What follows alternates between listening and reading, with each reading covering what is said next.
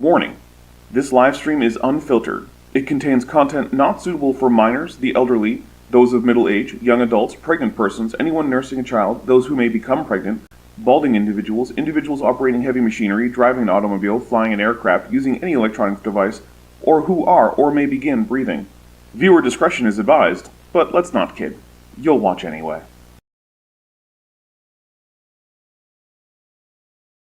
Hey everybody, welcome. We are here to make a wargaming base in Blender. The reason for this... Oh, also, I've got Zerlon here. Say hello, Zerlon. Zerlon. Hello, Zerlon. Hello. Yeah, so basically, what is it? Games Workshop made two games that share a lot of models, and those two games are Adeptus Titanicus and Legions Imperialis. And the only difference really in the models that they share is the bases. Adeptus Titanicus came with standard 4mm tall bases that were basically the same bases that they sold with their other products like Age of Sigmar 40k. And then for Legions Imperialis, they went with 2-meter tall bases. And I think the 2-meter tall is a pretty good solution for the infantry models because they're very, very tiny. But for the Titans, I'm not sure. And also, they're all very samey. So I'm going to make a new one. And the first thing that we have to figure out is how big is it going to be. So this base is an oval base. Oh, Becca just saying, I was laughing your hats off at the content warning. Glad it was funny. Yeah, so the first thing we need to do is figure out roughly how big of a real space do we want to turn this base into, right? So the game is played such that Space Marine models are about 8mm tall. And a Space Marine is about 3 meters tall.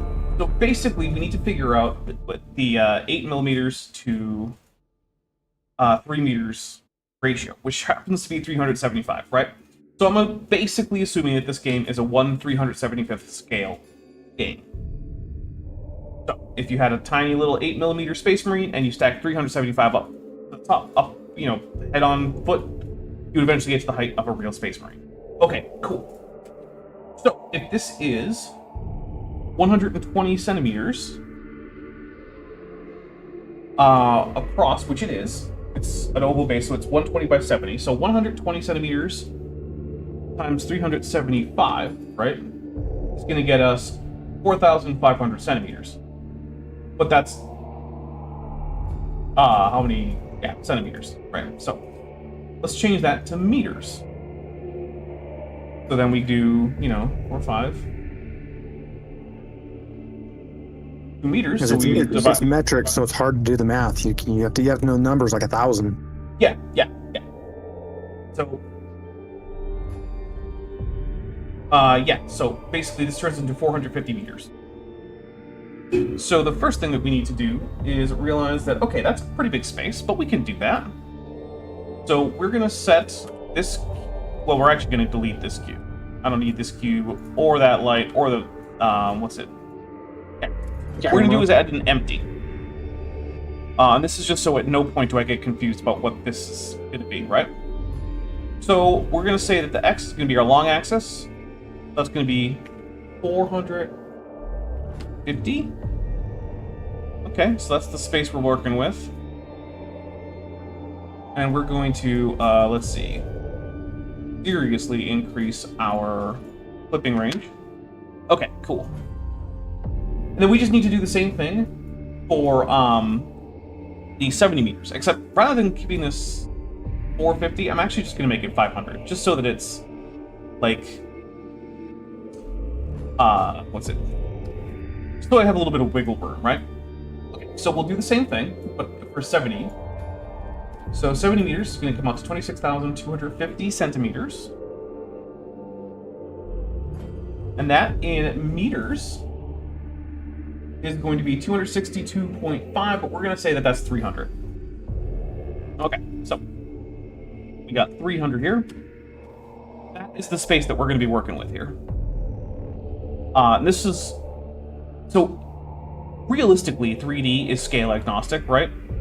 However, if you want to keep things reasonably in proportion with each other, a really good way to do it is just to make sure that everything is in real-world scale units. And that can help keep things working the way you want it to. Okay. So scale is important. Yeah. I also want the ground plane here to actually be at 0. We're going to just take this thing, hit G to translate it, Z minus 0.5. Oh, no, it's too tall, so yeah. GZ minus 1. There we go. Okay, so now this thing is basically here. Actually, you know what might be better is if I made it a volume. So I'm going to bring it up by 2, and then I'm going to put this to like 20 meters tall. Actually now puts it well below, so let's see. Easy 10. Why is that not working? Oh, right, because it's double. Okay. Let's say I really love Games Workshop for their bases. It's always just great what they do and don't do. I'm also now realizing that this is twice as big as I need it to be because I put these numbers in as the scale numbers, but that's not how that works. Also need to switch this to 3D cursor. So yeah, by putting this to double the scale, I've actually made it much bigger than it needs to be. All right, so it's scale is 250 by 150 by 10. And that's the volume that we're going to try to work within. Okay, cool. Let me take a look. When I was playing Fantasy Warhammer, the Age of Sigmar, I was playing the Seraphim and the Stompy Dinosaurs. Because of course I did the Stompy Dinosaurs, not the little lizards. I did the big dinosaurs. Right. And I wanted to add a Dreadsaurian to my army. But first off, the miniature was stupid expensive and hard to get. And when you do get it, it didn't come with a base. You had to figure your own base out, and it had to be the exact right oval with the exact right size in order to use it. Yeah. All right, so I do have a stand-in, but, you know, my stand-in would give you, like, shutters. It's like a Triceratops with a T-Rex face. All right, so I'm looking at the basic base here, and it looks like the roads are assumed to be made out of these tiles. Like concrete tiles or something like that. And they look like they're about 80 centimeters. So what I'm going to do is I'm just going to eyeball it a little bit, and then we're going to get this rounded off to like a nice even number. So just say that looks like about what I'm looking at on the base. So we're just going to call this 100. And then, okay. So that is our basic tile. Okay, cool. So what we're going to first do is model this the way that we basically want it to be, as if it were a brand new tile. So I want it to be, let's see, how tall do I want this to be? We'll go over here to item, where we can get this. I definitely don't want it to be a whole meter tall, but we do need to exaggerate because of the very small scale. What I'm going to do is I'm going to say this is 0.2 meters tall. Okay, cool. All right. The next thing we're going to do is we're going to put this maybe here. We're going to make an array. So what this is going to do, allow us to stack them. So with that, we're also going to add in a bevel modifier. And that will just help define these edges here, so that they're actually like... For everybody listening, I threw the Dreadsaurian stand-in the Top Hats Off Discord general channel, so everybody can see the horrible, horrible offense to all dinosaurs. Yeah. All right, so the other thing we need to do is we need to apply this scale. Okay. So, let's see. I have made the mistake of not applying a scale in Blender once already. Yeah, it's not a great time.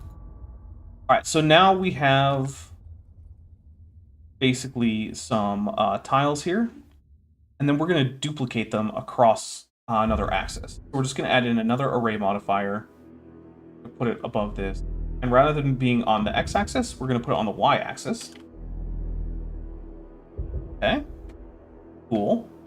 So now this is taking up more or less all of the space in here. Okay. Cool.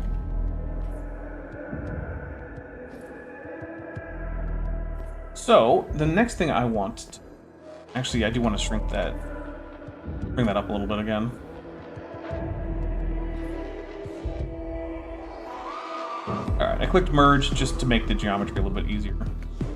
But I'm actually going to hide the array. We can actually just concentrate on one of these tiles here. Okay, cool.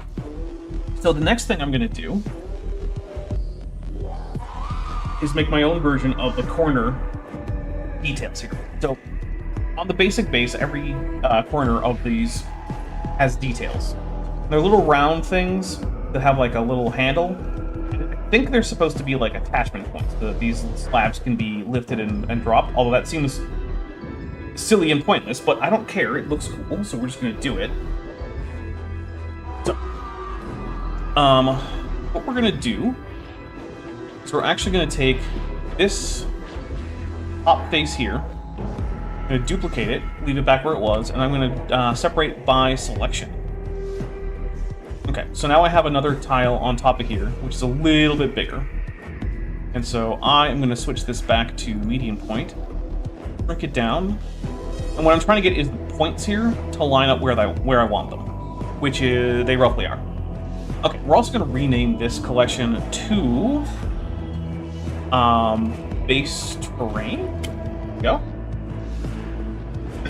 Okay, so these points are going to basically be the point where I instance in the objects that I'm going to be creating here. So first I want to make a gear, and that's pretty easy because I have one of the preferences built in with Blender is basically additional mesh objects, and one of them is a gear. So what we're going to do is we're going to add in this... Oh, I put it in edit mode. Not bad on that one. Don't need this here. Need this as an extra object. So just... Oh, wait. Yeah, okay. So now that we're in object mode, gonna do that again. So, here. Alright, and we're gonna... It's very important you don't click off this if you're doing what I'm doing, which is setting this up. So the first thing is, yeah, 12 is the right number, but the rotation needs to be a little bit different. I want it to be, yeah, here at 15 degrees. I don't really want any skewness. This, though, I basically just want it to be even.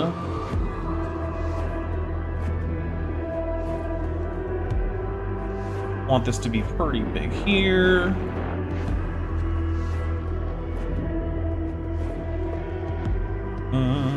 I'm just playing around with all these numbers here just to get them roughly where I want them to be. Okay, so that's pretty good.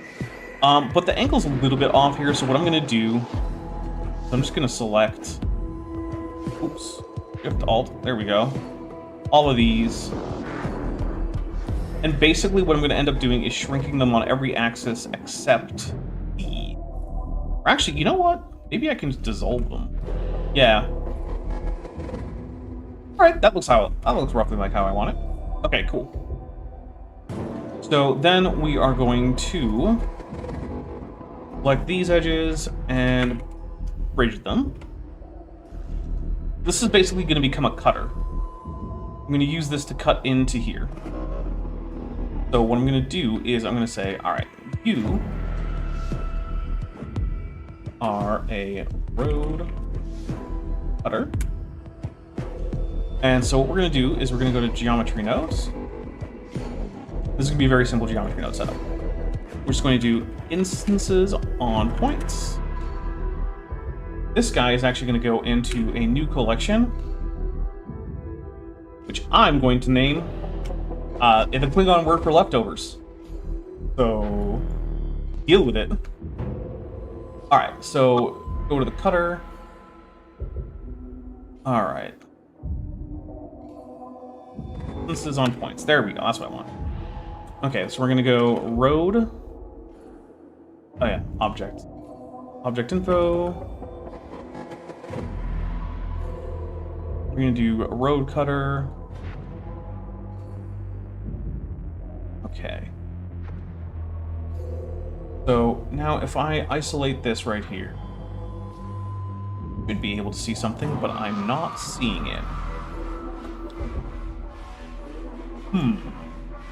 Now, why is that? I can give you an answer, but it would be wrong because I really don't know Blender well yet. Let me just try putting in some generic geometry. So let's just try a UV sphere.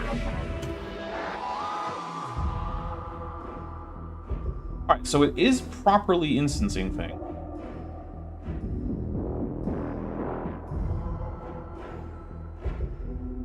That's weird. Let's try putting on a relative, see what happens.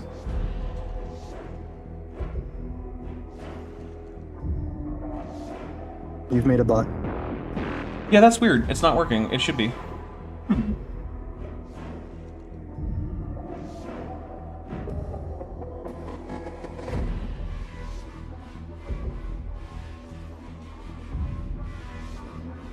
If I just drop it in like this. You exist, right? Have... Yeah. This has never really happened. Let's just put in a generic object. Put in a cube.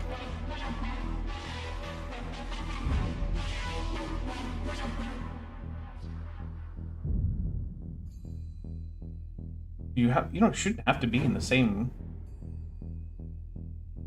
yeah, it's just not working with this object. What the heck? So bizarre.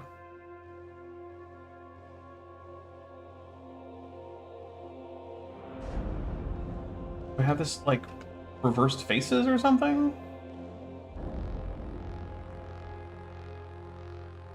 Nope. Everything should be fine. Why is it not working? Alright, well, we'll try something else. Let's Alt-G here. Delete this. Go to the road cutter. Grab the cube. Alright, so right now it's using the cube. Okay. So what I'm going to do is I'm going to try grabbing this in edit mode, deleting the vertices, and then adding in the gear. Alright, well, I guess it works that time. I have no freaking clue why. That is not what it should be doing, but that's fine. Whatever. We're actually just going to speed these up. I don't care. And we're going to rotate this by 15 degrees. Oops. That was not what I wanted to do. Alright. Can get rid of this again. Are the faces doubled? No, they shouldn't be, at least. There's nothing that I did that should have doubled them. Oh yeah, I want to be here. Here we go. Okay. So... Yep, we should still have this here. And we're going to call this road cutter. Okay. Oh, well. Call it gear. Alright. Go in here. Alright, so you're still there. That makes no sense to me. That shouldn't happen. Whatever. Okay. Now we have this. And what I'm going to do is I'm going to use a Boolean to cut into this. Okay.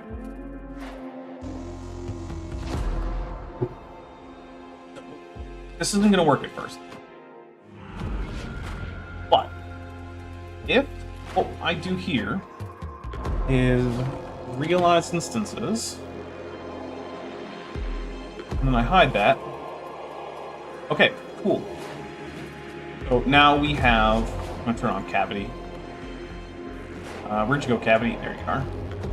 Yeah, so now in each of these corners, we have a cool little gear icon. Oh, yeah. Yeah, as Sapphire Equatorial Pulse Lights points out, it is the certainty of steel, not the certainty of software. And actually, we're going to be putting this Boolean all the way up here. Okay. And the reason we're putting it up at the top of the stack is so that, actually, before that I do that, what I need to do is put the bevel up at the top first. Apply it. There we go. I happen to own I happen to own a really badass gear. That's pretty cool. It is 11 inches thick and 10 foot 8 inches in diameter. Nice. Nice. And it is sitting out in my yard, and I have no idea what I'm doing with it. Yeah, I don't know either. I was going to make a fire ring out of it, but we're moving, so I'm trying to figure out how I'm even going to get it to the next house. Alright, so I'm going to apply this. And then make sure that that worked. Yep. Extremely ugly geometry, but I don't care because we're going to fix that later. Okay, so the next thing we need to do is get the little circle things. Because part of the, I guess the goal here is that we're trying to make this look like it's on a Forge World. Because this is going to be Reaver Titan from the Forge World Atar Median. And that's a Forge World. So we're going to make it look like it's fighting on Atar Median. So the next thing we're going to do is we're going to add in a circle. And let's see. We're going to... Basically, I'm trying to get that same sort of feel of the circular hatch thing. So... There's a little bump towards the middle, and it comes up. Comes in again. Then it goes down. This also goes down. Make these even. Doesn't really matter how far down I put it, as long as it looks reasonably good across the top. So we're going to bridge these edge loops again. I do want this to be a solid object. And then we're going to add in just a cylinder. Plain old cylinder. Let's see, you're going to be 90 degrees. You're going to be way skinnier.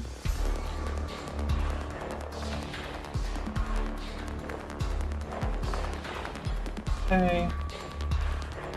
And then actually, you know what? I need to put like a middle in here, so we're just gonna delete these.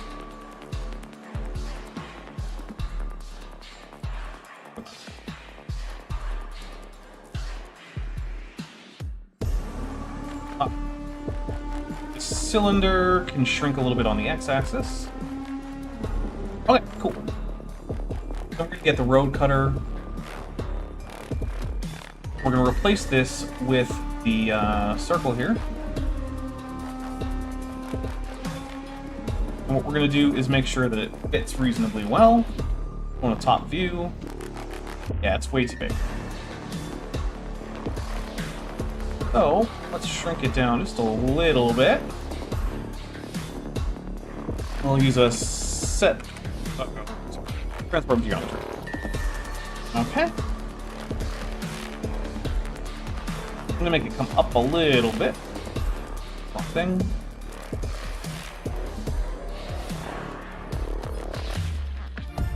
Okay, cool. So then, what I'm gonna do... Okay, realize since this is on... So, this is the road cutter. What I'm gonna do is duplicate it. Call this road doohickey. We're gonna get rid of... Actually, what we're gonna do is we're gonna put geometry nodes all the way to the top here. And then we are going to get rid of arrays, get rid of the bevel. Apply it for now. Okay, cool. So now my road tile has some cool little corner cutouts. Neat. What we're going to do, though, is we're actually going to... You have all your other things? Oh, no, you didn't. All right. Okay. Road doohickey. Here we go. Yeah, that's my line. Road cutter, you're going to disappear for now. This guy is going to get a bevel. It's only going to be one. So that bevel is basically just there to place some automatic support loops for the subdivision. So there's a subdivision surface modifier on here.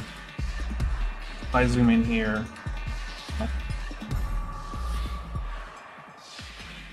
So basically, by adding a few support loops, I've just smoothed this out a little.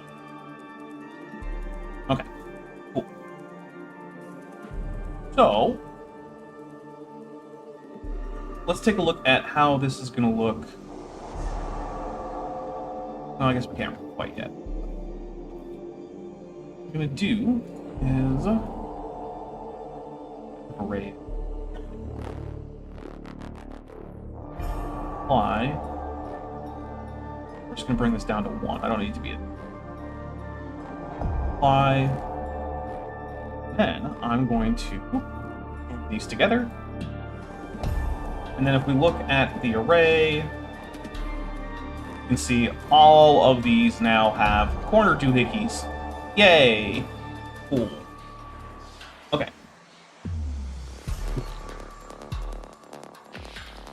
The next thing we're going to do is we're going to slice this up a little bit, which is going to change how we do our arrays, but that's okay. It doesn't matter much. Okay, so what we're going to do is we are going to turn off the arrays again. We're probably actually not really going to turn them back on, but that's not terribly important. Okay, so what we're going to do is we're going to grab this guy and go back up here. I'm going to go to curve. I'm going to add a Bezier curve. Go into edit mode. Actually going to go back into layout for this. Alright, we're going to get rid of the vertices, and then we're going to make it so that, I can't remember, we're at the draw tool. There it is, draw. Okay. Bring up our tool here. Let's see. Depth, we're going to put it to surface. And basically, I'm just going to draw some lines across here. I want them to go all the way across. And then some across like this. Okay. So what these are going to be is they're going to be cracks here. So what we're going to do is we're going to put in a new geometry node. I don't know if you guys know, but I use a lot of geometry nodes. Here alone, did that come across? Yeah. Okay. So the first thing we're going to do... I must say, the fact that you're drawing cracks and not, making some complicated thing that's going to make them for you is strange. Well, just you wait. Just you wait. Alright, so the first thing we're going to do is we're going to do let's see, set position node here. And we're going to do a resample. So I'm going to do it by count, but what I'm going to do it by is a length, and I'm going to make that length, 0.1 meters, probably fine. We're going to switch over here to this. Actually, 0.1 is not quite long enough. So basically, I'm going to do this until they look a little jaggedy. Okay, cool. So basically, this is just saying, hey, reevaluate these so that you only place 1 point on the curve about every 5.5 meters, but keep the shape as close as possible. Alright, so then we're going to use a noise texture. We're going to unnormalize it so it goes from -1 to 1. And then I'm going to do a separate color and a combine X, Y, Z. So what I'm going to do is I'm just going to put 2 of these in here. And then we're going to do a scale operator and make them way more jaggedy. Remember that time that you were like, I'm surprised you're not doing some kind of complicated thing? Yeah, I remember that okay. from like 40 seconds ago, and, and now I'm seeing it. I'm seeing it now. Yeah. All right. So another thing we're going to do is we're actually going to do a instances on points, and then I'm going to do a curve line. Okay. Alright. Then what we're going to do is say, hey, which rotation is actually the axis around which we want to rotate? So it looks like it's going to be D. Alright, so what I'm going to do is I'm going to do a random value, set it to vector, put it in nope, well, will it just work by showing? That's Z for our Canadian friends. Yeah. Alright, so you can see here that this is going to make it random. And I want it to be completely random. And hey, Zerlon, how many radians are there in a circle? Oh, geez, I don't ever work in radians. I should know the answer, and I don't. It's tau. It is... Okay, it's tau. There are tau radians in a circle. So tau is also known as 2 pi, and that's just how many radians there are. Yeah. So if I put this to tau, what this means is, hey, set it to any rotation. If I put it over, it'll actually bias it towards certain directions. If I put it under, it'll bias... Yeah, Okay. I always forget whether pi to tau is too bigger or too smaller, and that has caused me so much grief programming. Yeah. There we go. So we're going to realize these instances. All right, and what we're also going to do is say, which axis here is the important one? All right, so it's still going to be the x. So what I'm going to do is I'm going to duplicate this. We're going to say you can go from 0.2 to 1 on your scale. I feel like that should have been more. Oh, you know, let's put these to 1. Yeah, okay. Okay, so that should make some of them the x-axis order. Yeah, okay. So now they're all different distances. So what we're going to do is we're just basically going to duplicate this right here. I'm going to add a set position in here. And then we're going to resample these curves. And we're going to put it back to the length, but we're going to have a shorter length on here than the other one. Yeah, okay. So, then what I'm going to do is I'm going to do a join geometry. Here. And also, I'm going to get rid of some of these. There's too many of them here. Do a delete geometry. And so what we're going to do is we're going to delete instances. Now that's deleted all of them because we don't have any selection set here. So we're going to do a random. Just going to put in a random boolean. I don't want quite so many. So here we go. What do you think? Does that look horrible and random enough? That looks nice and random. I like it. I actually think that this could stand to be a little bit longer. That's what she said. And the scale here could come up a little bit. Yeah. Okay. So, let's see. Now, I don't want them to actually be quite this jagged, so what I'm going to do is I'm going to put in a fillet curve. And that's just going to soften up some of these. 0, yeah, okay.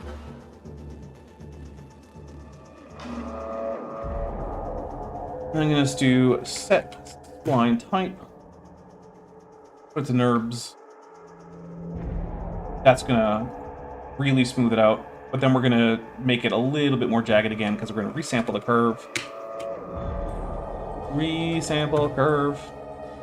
Okay, we're going to put this on length, and this is going to be the smallest one yet. So how big was this one? 2? All right, so we're going to put this at 1.5. And then we're going to do this one more time.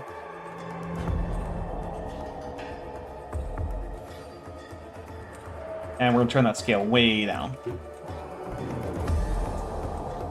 Okay. There are our cracks. But we have to actually make them into cracks. So what we're going to do is we're going to do curve to mesh. And now would be a good time to save.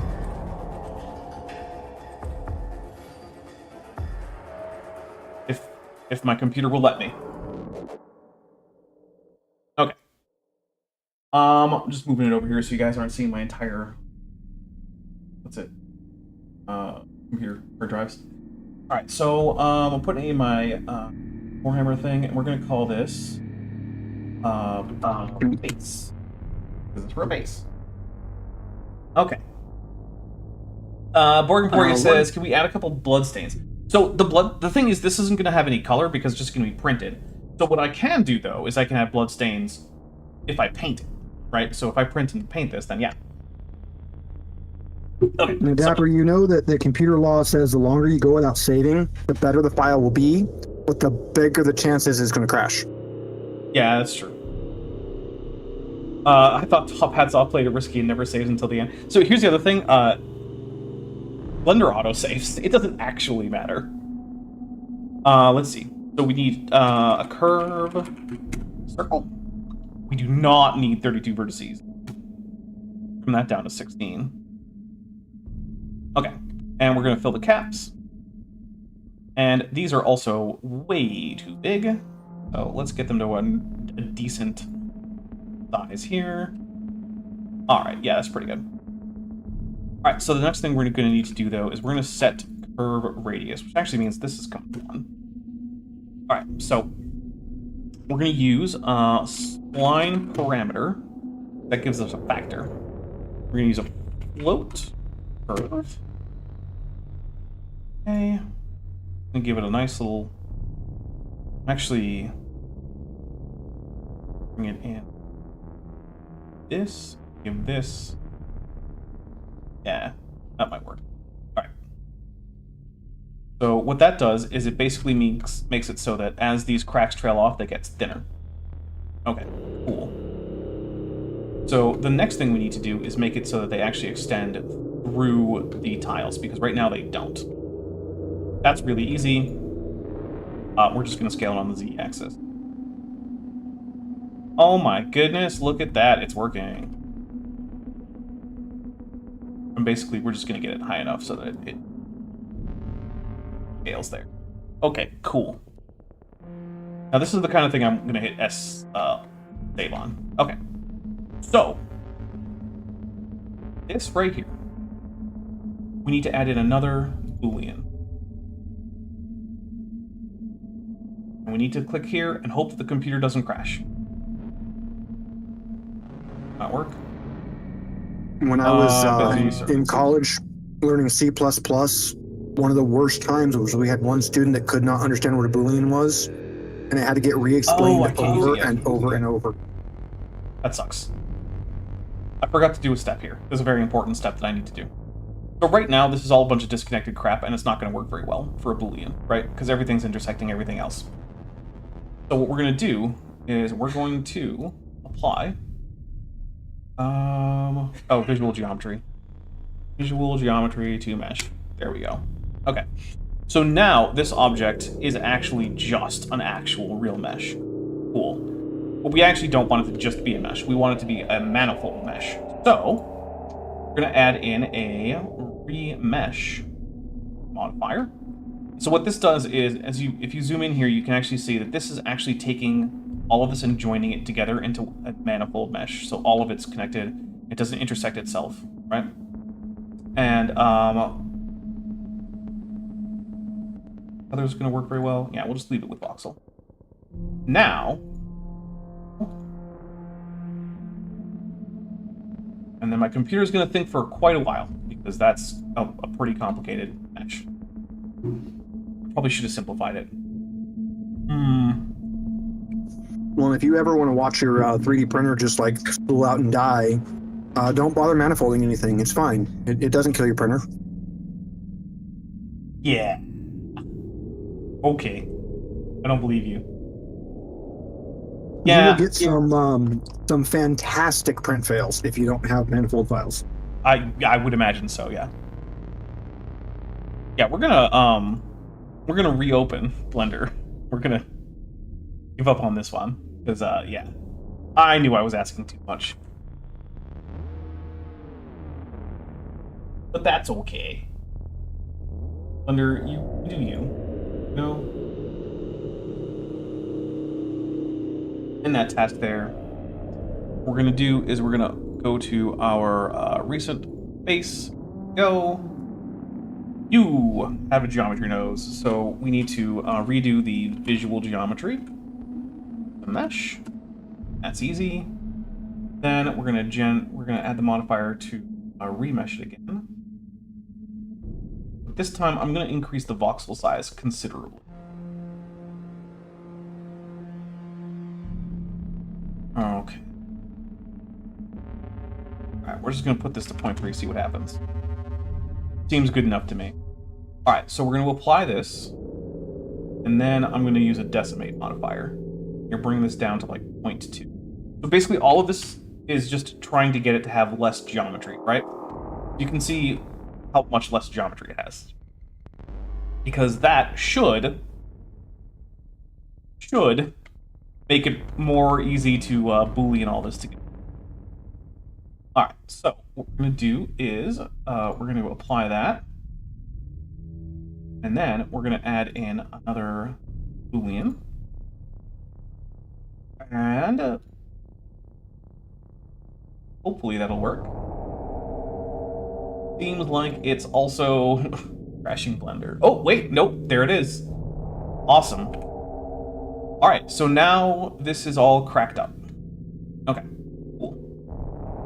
I'm also going to add in a few like manual cracks here and there because I want some of these places to actually end up as like small pieces that I can move around later. Okay, cool. So, let's see. Yeah, I think that actually looks pretty good. What do you think, Zerlon? Yeah, I'm liking that. Like, it looks pretty good. Okay.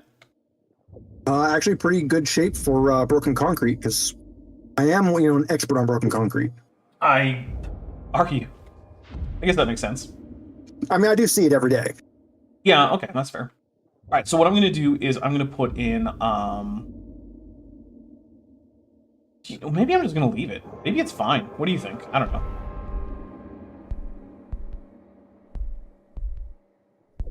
Zerlon, what do you think? My mouth's full. It looks really good. All right, well then we're just gonna leave it like that. All right, so our next thing is actually going to be we're going to apply the Boolean, which is another thing where we hit Control S for. Yeah. Sorry there, Dapper. I had leftover crockpot enchiladas and I had to shove a whole huge bit of it in my mouth. Nice. Becca just standing out. Thank you. Thank you. I'm glad you like it. Yeah, like it gives it a really nice jaggedy appearance. Good, actually. Okay, cool. So, we're actually not going to use the arrays anymore. What we're instead going to do is say, okay, how big is this? So, it's 200 meters by 200 meters. What we're going to do is we're going to add in a hash line. And we're going to say, hey, actually, we're going to add in a curve line. Or, sorry, mesh line. I do mean mesh line. Wrong thing.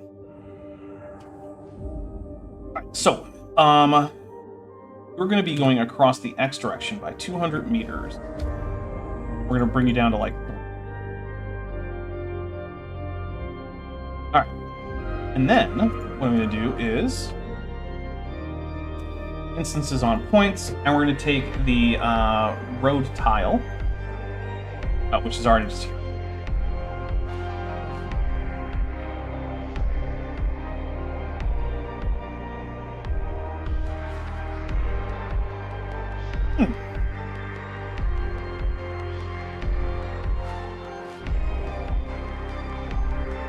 Why are you only creating one? You should be not doing that.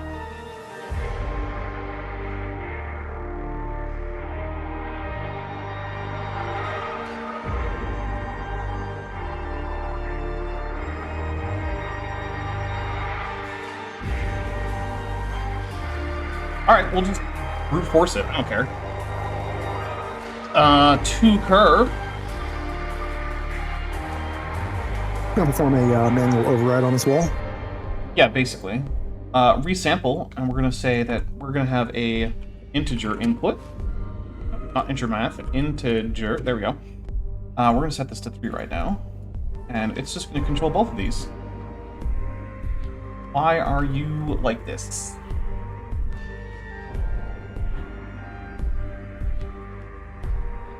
Wifey says she asks me that every day. Yeah, that's fair. This should be instancing along this line, which it doesn't seem to be.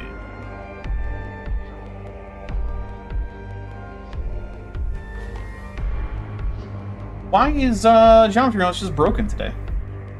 Alright, well, here's what we're gonna do. We're gonna bring you over here. We're just gonna do this.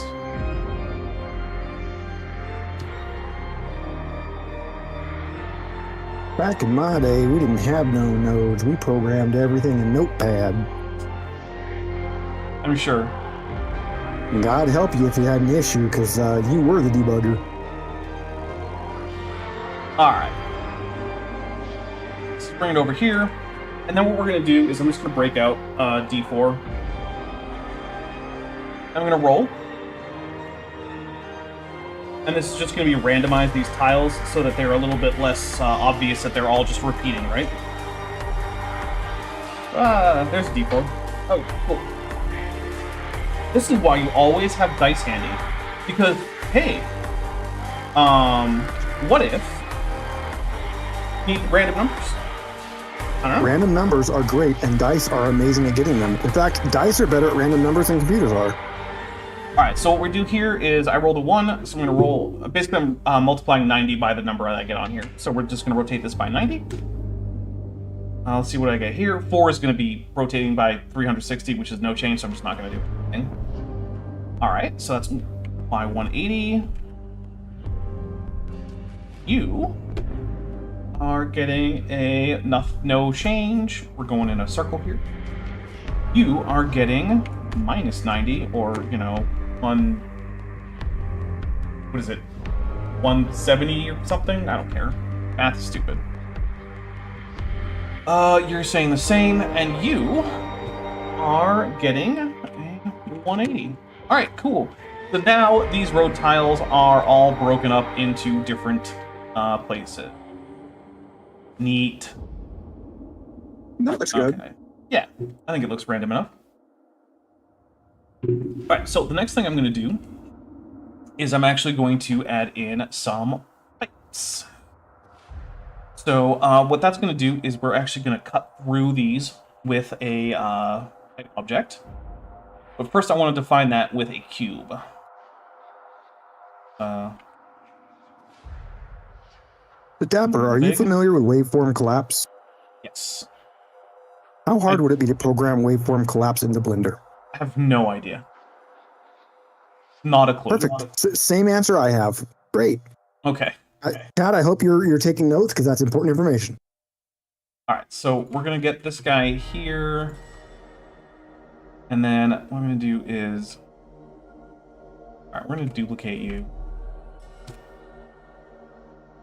You are going to come over here, and we're just going to line this up manually.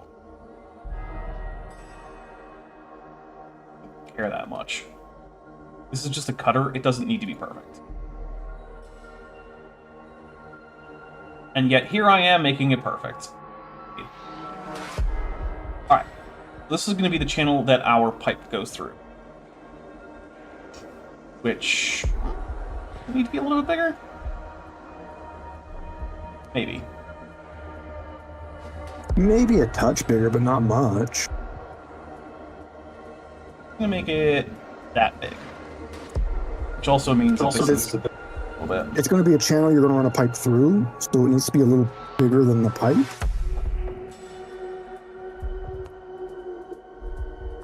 Okay. So let's... Okay. Cool. Oops. Okay. So, yeah, that cuts through the tiles. Animal Snapping Tour says, why are there crickets in my tank now? Where did they come from? Were they put there for food? For food purposes? Alright, so what we're going to do is we're actually going to separate these by loose parts. They don't actually need that many. Alright, so let's... These guys are going to need to get cut. So what we're actually going to do is...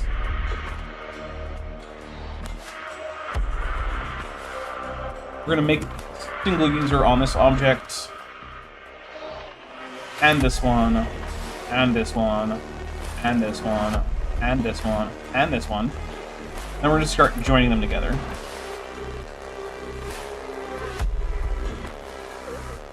Whoops.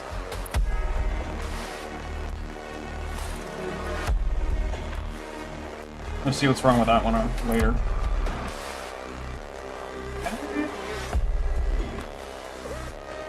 Why are you being weird? I was born that way. And have you met my mother? You can't be around her and not be weird. That's fair. Okay.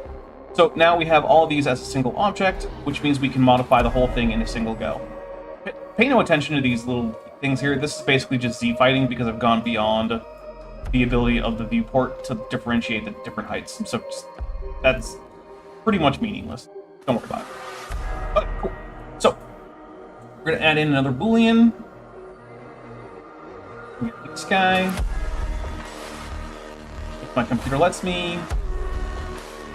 Please don't kill me, computer. Yeah, that didn't work very well. Let's try manifold. Did you work? You did! Awesome. Okay. Yay! So what we're gonna do is we're gonna duplicate this. And we're gonna set it to the other cube. Okay, so now we have this little trough here. Cool. Oh. So that's going to be where some pipes run through. Also, is the choice of music for today okay? Do people hate it? I don't know. I don't have volume low enough, I can't hear it. Alright. Which means it's probably really, really good, and that's why it's, just horrible that I can't hear it. Oh. Chat, tell me what I'm missing. Curve. Basically, it's the Adeptus Mechan... or the Warhammer 40k Mechanicus video game soundtrack. Oh. Oh, fun. Why if he's holding the cat upside down? She's crying in agony. Oh. Okay, so, we've got this. It's just setting up our basic pipe here. We're gonna, let's see, we're gonna do 2 mesh to curve. Oh, wrong way around. Curve to mesh is what I want. I've used this program before, I promise. Oh, Becca loves it. Ashley likes it. Alright. I'll have to go back and watch this again so I can hear the music. Circle. So, let's see. We're gonna make one of these pretty big. I'm also gonna fillet the curve. You see how it's getting weird? Yeah, just careful changing circle sizes. Chess proved if you have too many concentric circles, you get banned. I've heard about that, yeah. Alright, so actually, you know what we're gonna do is we're gonna put this in a repeat zone. Repeat zones are great. Basically, anytime you need to do something that's a simple operation over and over and over again, just put it in a repeat zone. So we're gonna say fillet this curve. Actually, gonna put this. No, not fill curve. Fillet curve. There we go. Okay. So, actually, maybe we don't need to put it in a repeat zone. Although I could use it to get that cool little, like, weird angle there. I do like that angle there. I don't know, what do you think, Zerlon? 1 or 2?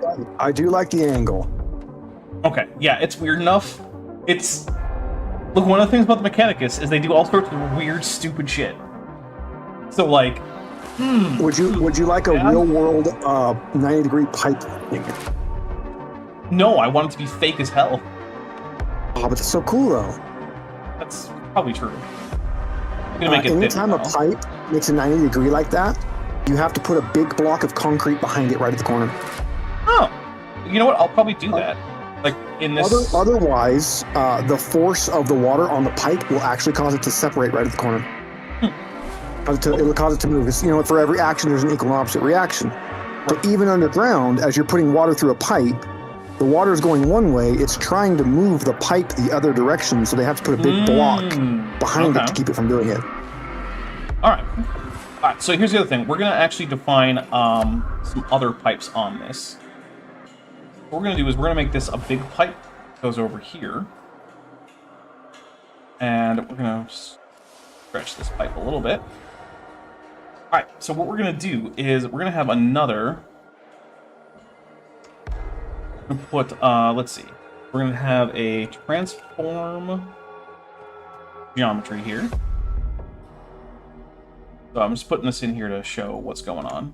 All right, so what I want to do is I want to move it along the normal. It means we're going to do the translation, which actually probably means I want offset. So set position. We'll try set position. All right. So what I'm going to do is I'm going to try to offset by the normal.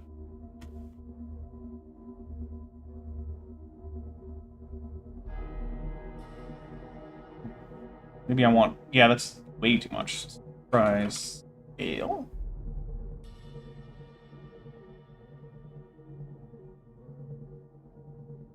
Oh. So let's try curve tangent. Curve tangent is orthogonal to the... Why are you being...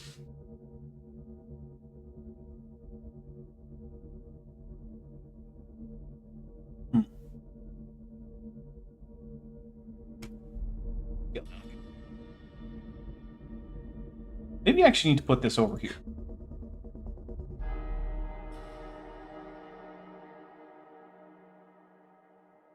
Alright, let's see what happens if I do that. Let's try normal first. Offset. Oh, I was putting it in position, wasn't I? Yeah, that's the real reason. Alright. Well, being an idiot. Alright, let's join this geometry so I can see the original. Okay, cool. I don't know why it's being so. Alright, so put in a scale node here. Alright, we're actually going to get rid of this. I want this guy. This guy. Alright. In over here. Actually, we do want to put it in before this because we want to change this. Alright. Do here, grab this, hit it here, and to here, and then I can set this amount so that the angle isn't weird. All right, yeah, there we go. So then, repeat this here. All right, but we're going to make this smaller.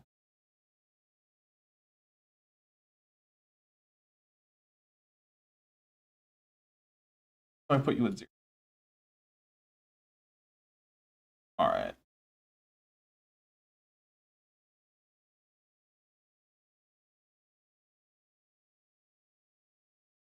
All right, we're going to change how we do this. So we're going to do a resample curve. We're going to change this to a set line type. We're just going to make you a nerd. And we're going to increase the number of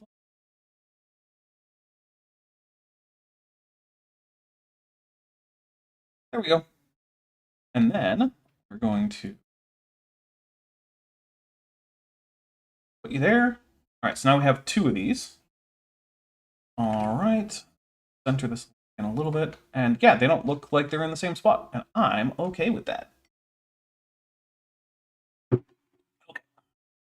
So these are going to be our little curves, but we need some like pipe supports for them, right? And they're just going to be simple cylinders. So what we need to do is grab these from before here. So just do a instances on points. Throw this in. This is going to be a cylinder. I just noticed that music has turned off. So refresh it, start it back up. Okay.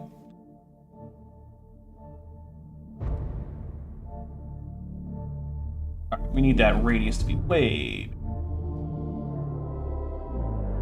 Put in the transform geometry. All right. The 90 here. And then on the rotation, we're going to use an align rotation to vector. here. We're gonna put this here, and we're gonna do, let's see, curve tangent. See how that works. Yeah, okay. Ooh, wait, is it okay though? Now it is. Okay. Then we're going to resample the curve. And follow the curve. Okay. But actually, I need something from over here. Alright, so we're going to do... We're in geometry here. Oh, wait, no. Down here. Join geometry here. And you are going to come out of here. Back in here. Boom! Now we can get these. Oh, you know what? I want them on separate. Yeah, because I want these to be smaller. Okay. That's fine. You just come in here. Alright, so we got big supports here. Get all wonky in the middle there, unless turn them not there. It might do. Alright. So let's see. I also want these to be thicker.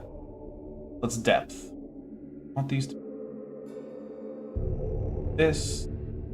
But now there's too many of them. Bring it to 15.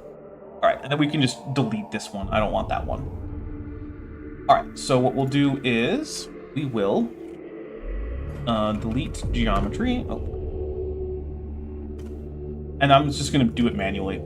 So what that means is I'm going to do equal on a Boolean math on an integer is correct, so index, and then I'm just going to cycle through the indices till I get to the one that I want to actually.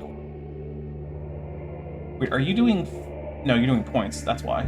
Instance. Okay, back down to 0. So basically, if the index equals whatever number, it'll just delete that support, which is 10. Okay, so that's 10. And these are actually a little bit thick in terms of radius, so we're going to bring it down to, like, here. Okay, cool. Caroline, as someone who has done pipes, what do you think? Yeah, I'm liking it. Okay. It definitely looks like the joining position between two pipes where they would put supports and things. Okay, okay. Good, good, good. We're actually also going to shift this down a little bit so that we can fit in some more supports here. So what we're going to do is we're just basically going to copy all of this. Yeah, odd thing about things like pipes and beams, and you would think, yeah, you just get one big old huge long thing, it's space and, you know, futuristic, and yeah, you still have to transport those from wherever they're made, so everything tends to get made in lengths that would be, you know, transportable. Mm-hmm. Oh, yeah. So it's amazing how many things are a lot shorter or a lot more complicated than they really need to be because of that.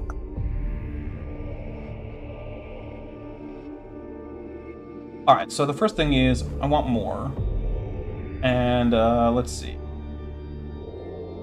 Yeah, we're going to delete 2 of these. So what I'm going to do is add in a Boolean math. And we're going to set this to OR. We're going to just duplicate this. And we're going to say if it's 10 or 11, delete that support. And we're going to shrink these supports down a little bit in terms of radius. All right. Now we have a pipe. Okay, cool. So that's going to give us a little bit of interest here when we actually make the base. So the next thing I'm going to do is I'm actually going to make a little raised area. I'm going to say that, like, somewhere around here, it's going to be like a little platform. Going to have buildings to one side of it or whatever. We're not actually going to make buildings because this model actually needs to, like, stand. So, you know. But we're going to start off with a tube. Dapper, you don't want to painstakingly cut all the joints apart so you can reposition models? I don't. No. Alright, so how tall is this guy? We really only want it to be, like... Well, what's a good height for some stairs? 2 meters, I think. 2 should be fine. That's about Ceratosaurus height. Yeah, but we're going to add in stairs and whatnot. Okay, cool.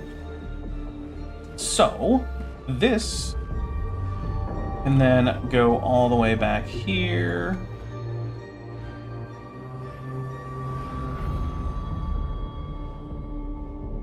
Okay. This is going to be raised area. I'm not actually sure it's going to be a stairs versus a ramp, because like there's a lot of tracked things that Mechanicus does. So it might end up being like a ramped area. But whatever, it's fine for now. We're going to apply scale. Tracked devices don't really see a difference between stairs and ramps. Depends on how big those tracks are and how much the wheels can technically move. True. It depends on how big the tracks are, but... Alright. I was actually just looking at the Liber Crane Lego model. I put a Lego model together on our channel while we were talking. Nice. I'm like, I need to buy another one. So I was looking at the Liber Crane. I'm like, that's really cool. It's not $700 cool. One thing I just did here is I actually scaled it up by 2 on the z-axis, and that's so that it actually is going to overlap a little bit with the rope, so that I can boolean them together. It won't be like it won't be giving me weird like, oh hey, your faces are in the same place errors. I'm actually going to lower it just a little bit more. Okay, so it's sticking up by about 2 meters.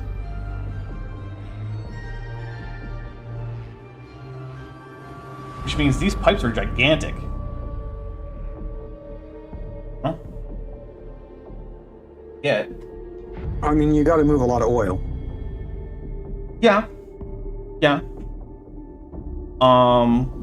You know what? I realized something. I went from centimeters to meters with the 375.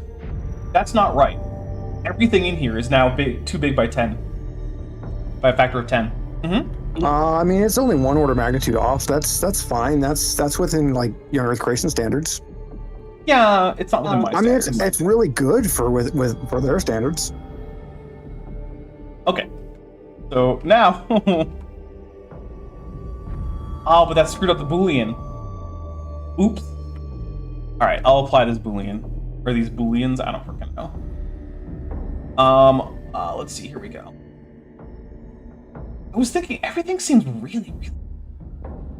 Alright, so we'll apply this boolean. We'll apply this boolean. I knew something was weird. It sounded weird when you first said it, and I'm like, you know, I've been doing math all day. Maybe I'm just mathed out. I mean, maybe. When I do math, when I'm in the office, I do math with time, and math with time just sucks. Okay. So that's a much more reasonable amount of space for this to take up in my scene.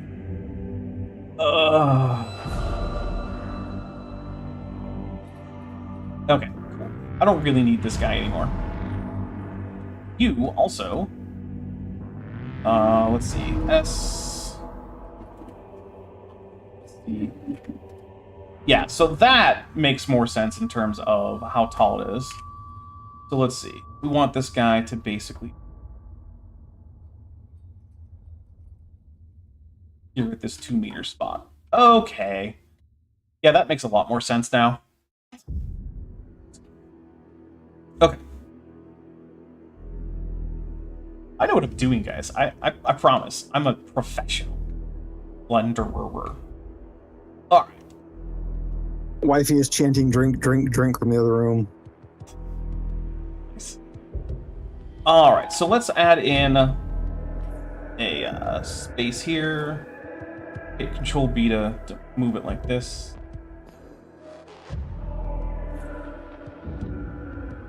Alright. I'm gonna do a manifold.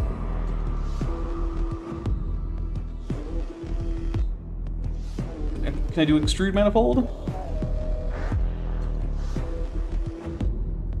Why are you being a jerk? Whatever, I'll just do it the hard way.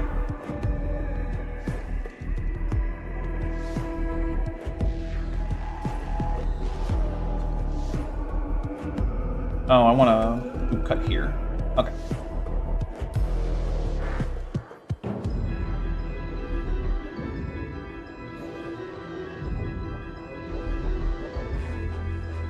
Alright, here we go. There is a ramp. Look at it. It's so wonderful, isn't it? It looks just like a ramp. I know, right? Is it to OSHA standards, though? Do you think the Mechanicus cares about OSHA? Have you ever met a tech priest? No. That was the army I was going to play if I started doing 40K, though. Dangerous stuff right there. I also realize everything's not quite where I need it to be. Alright. Which also means that this right here is not quite where I need it to be.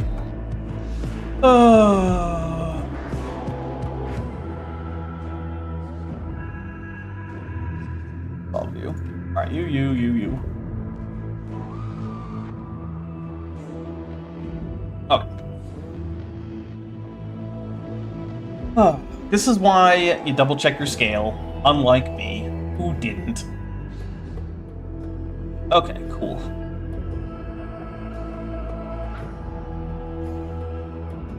Alright, now I'm gonna make a little bit of a curve here.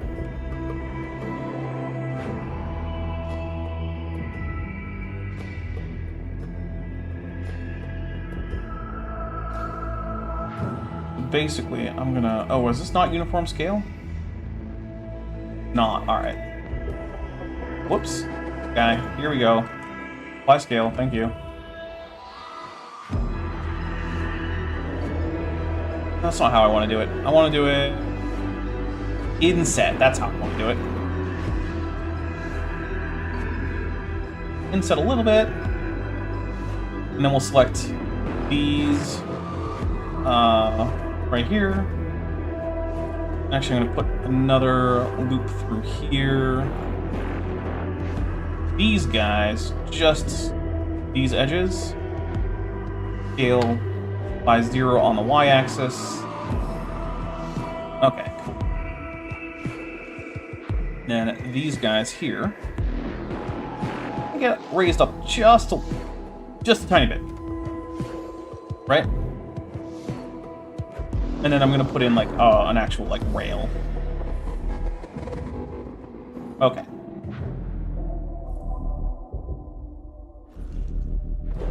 Right, now, how do I want to do a railing? Do I want to do it simply? I mean, kind of, but also not really. Alright, you know what I want to do first? Is I want to emblazon text into this right here. Let's see. What do I want it to say?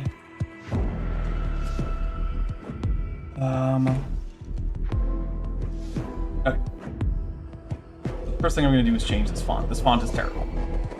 Blender regular font is pretty awful. I need to find a nice fancy. The kerning is disgusting too. Oh yeah, it's not good. Don't talk about kerning, man. You want I'm sorry, I'm sorry, everybody. I shouldn't have done that. Come on, man. You know better. I actually have 2 font sections. For some reason, Windows is being like really weird and stupid with fonts. And so I have a separate font folder in my Blender files folder. Why? My mom did a big. She used to do oil paintings or acrylic paintings, and she painted the banner for one of the schools where I grew up. And they're the Olympians, so she did Olympians with a big old torch, and it was cool. But she got the kerning on the last S horribly wrong, and it's been like 30 years. And if you think we have not, stopped making fun of her for that, no, we have not. That seems fair. All right, Lieutenant Matt, practitioner of license plate magic, says, tonight we make history, the first sci-fi with a safety railing. Yeah, All right, so there should actually be a dash here. It's at our dash median. So there we go. Nice, heavy, gothic-looking script there. A really nice looking script. Yeah. Although I have to correct, there's a lot of sci-fi with safety railings, just never where you would actually want a safety railing. Well, Only where it makes absolutely no sense for there to be a railing. All right, so the next thing we need to do is we need to put this on, let's see, center. All right, we're gonna make this bigger.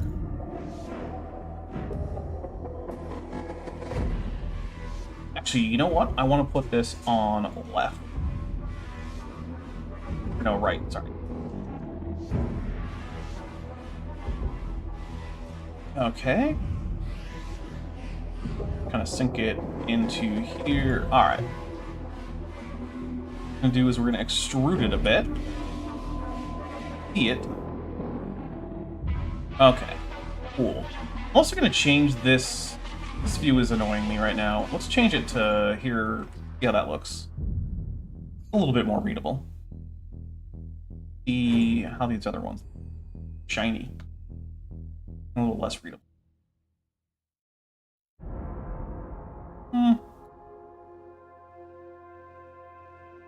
Oh, that actually works pretty well. Okay, I like that one. Okay. So let's see. I'm going to say at our median. Let's see. Next thing we need to do is we need to make it so it goes across more of this space, which we're going to use character spacing for. Hooray! Okay, we're also going to... it's just a... We're also going to put this to middle. If I increase the character space, it increases evenly across the vertical axis. Okay, at our median. Got it. All right. So, one thing. Okay, Alt D. So, if you're using Blender, Shift D is your default, like, duplicate this thing for me. If you do Alt D, it'll actually create a new object, but it will share the user data with the previous object, which means that Blender only has to store that one time, and also it'll be an instance, which means that the renderer will only need to calculate that geometry one time. So it's a really handy thing to have Alt-D as a thing in your brain when you're using Blender. But here, I need to alter it. We're going to do Shift-D.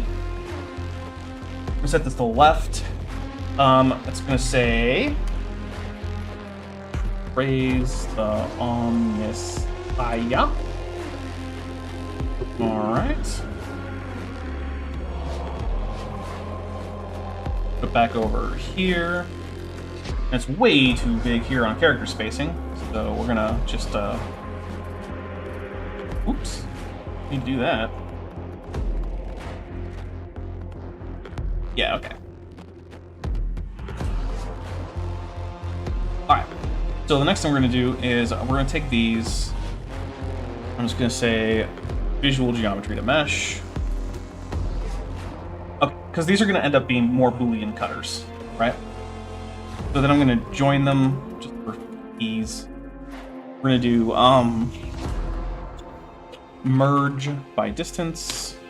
That just got rid of 48,170 vertices. The reason for that is that when you actually tell Blender to make, I'll isolate this. So what Blender does for text, right, is it treats it as a curve, and then it will try to triangulate all the faces as it fills in the curve. And then when you give it a depth, right, it doesn't actually connect the vertices. It just creates another, like, creates these sort of on the y-axis lines here, right? It makes these. And then it duplicates the curve faces, but they're all separate objects as far as, like, the mesh data goes. So you want to combine them. Then the next thing we're going to do is we are going to decimate these, and let's see how 0.1 looks. Yeah, that should be fine. So I'm decimating this again because I'm going to use this as a Boolean, and so as a Boolean, it's going to be a mess if I try to use that original geometry. And yeah, so this has lost some fidelity on the curves, but again, this is going to be like a millimeter tall, so it doesn't matter, because this is beyond the capacity of most 3D printers to be able to differentiate, right? So, now we have a much easier to work with at our median, praise the Omnissiah thing here.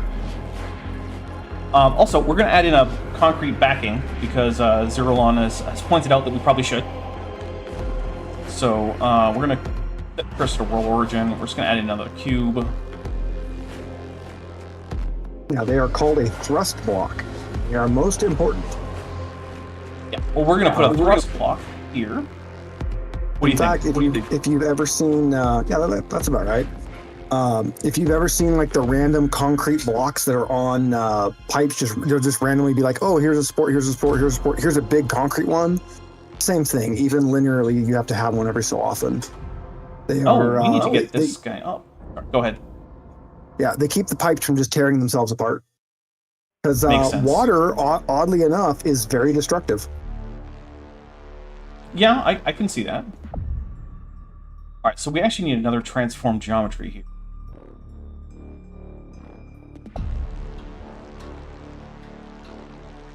Oh, wait. Oh, that's not the right place for it. It needs to be after the set position. Well, actually, what we're going to just do is add in another set.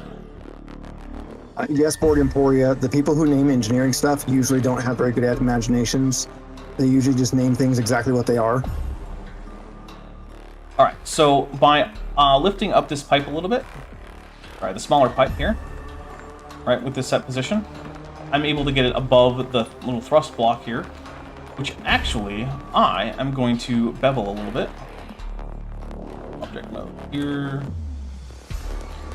Select only this here. I'm going to bevel it so it doesn't actually go past the small one. I think that looks a little bit better. Is it more realistic? I don't know. I don't really care. So if you wanted a realistic thrust block, you would just put a blob of concrete there with no forms or anything, and just do a blob, because it's going to be ultimately underground most of the time, and they don't care, so they just plop concrete in. Well, this is going to be above ground, so... Yeah, so it's got to be pretty. I mean, you got to form that up and, screed it off and make it look nice. I think what it is now is probably fine. Okay, cool.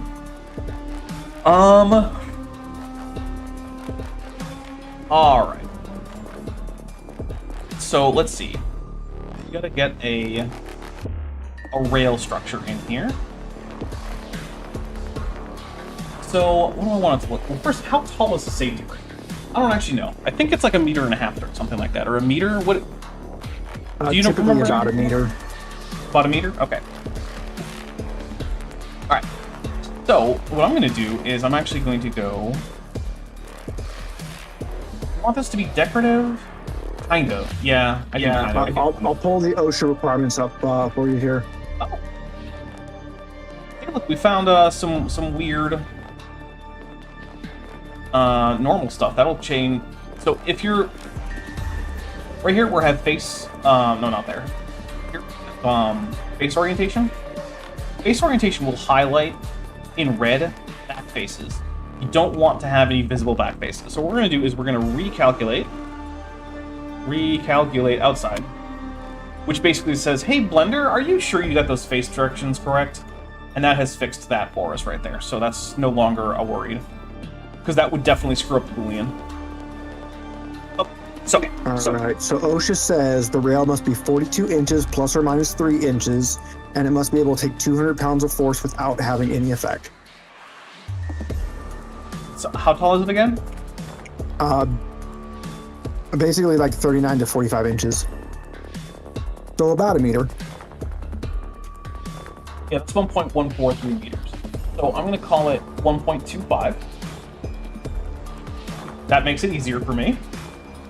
Okay, so what we're going to do is we're going to make a little trefoil kind of deal here. So I'm going to add in a circle.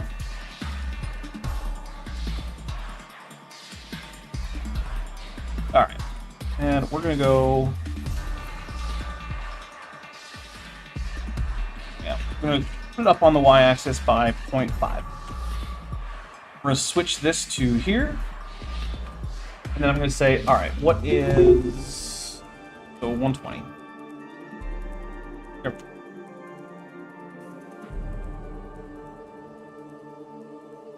Wrong way. RZ minus 120. There we go. Oh, cool. So then what I'm going to do is I'm just going to fill in all of these circles. I'm going to solidify them. So we're going to do generate. I can't talk. Generate. Solidify. Where'd you go? Put the offset to 0, so it just solidifies around the center. Okay, cool. We'll apply.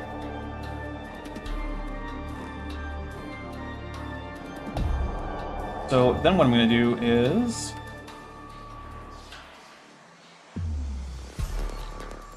grab these, because we're going to make it look a little fancier.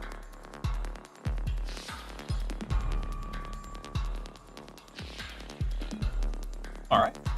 And... Jerlon, can you guess what this is going to be when I'm done? What function it's going to play? Not right at this exact moment yet. It's going to be another cutter. Oh, okay. Yeah, I know, it's surprising, right? Like, when would I ever actually make something and then use it to be a Boolean cutter? That just doesn't seem like me.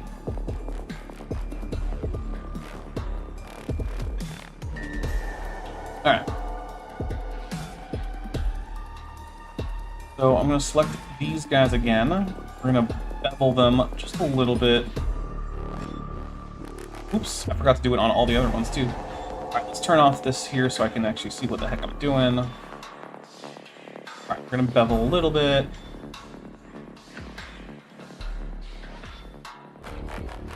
And support loops.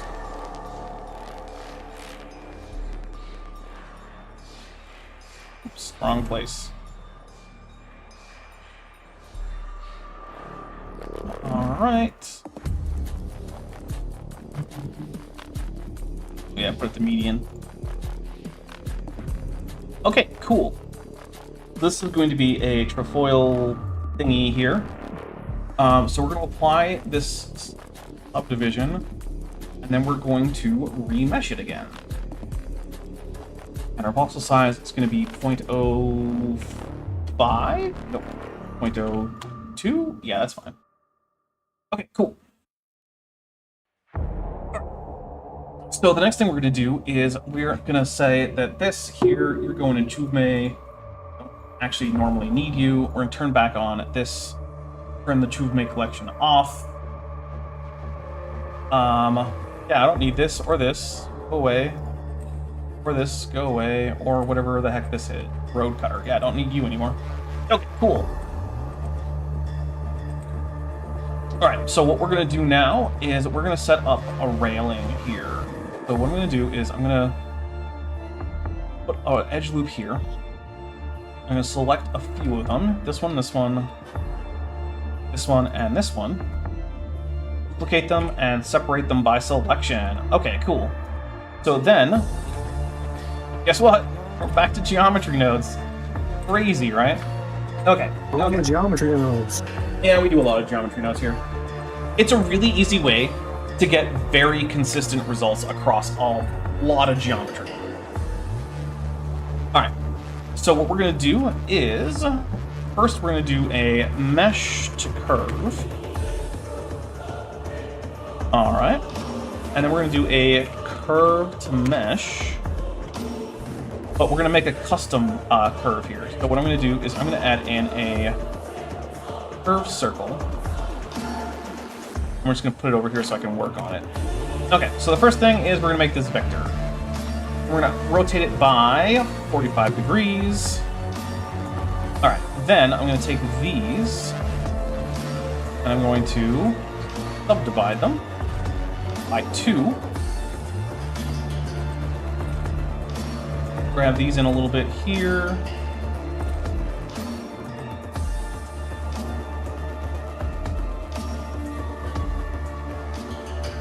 Alright, so then I'm going to bring these in a little bit. Not you.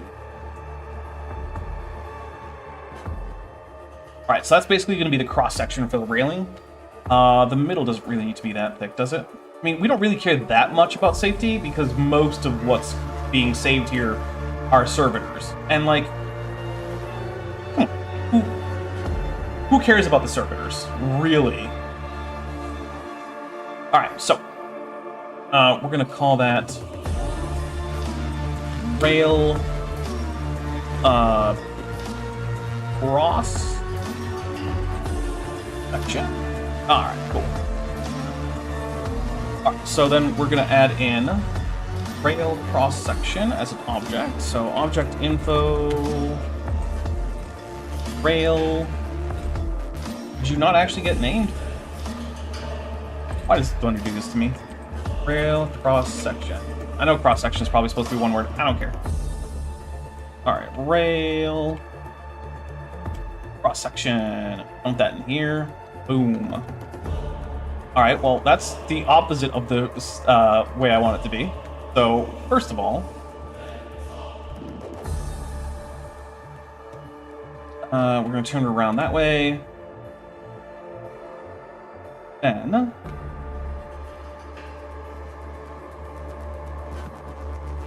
bring it up to match that. Alright, cool. Alright. So it's a little bit too tall and definitely too wide, but we'll fix that in a bit. Okay, so we need to flip faces and fill caps. And just to be safe, we're going to do a merge by distance after this. I don't think we need to, but like whatever, we're just doing it. Okay, so this is the beginning of a rail.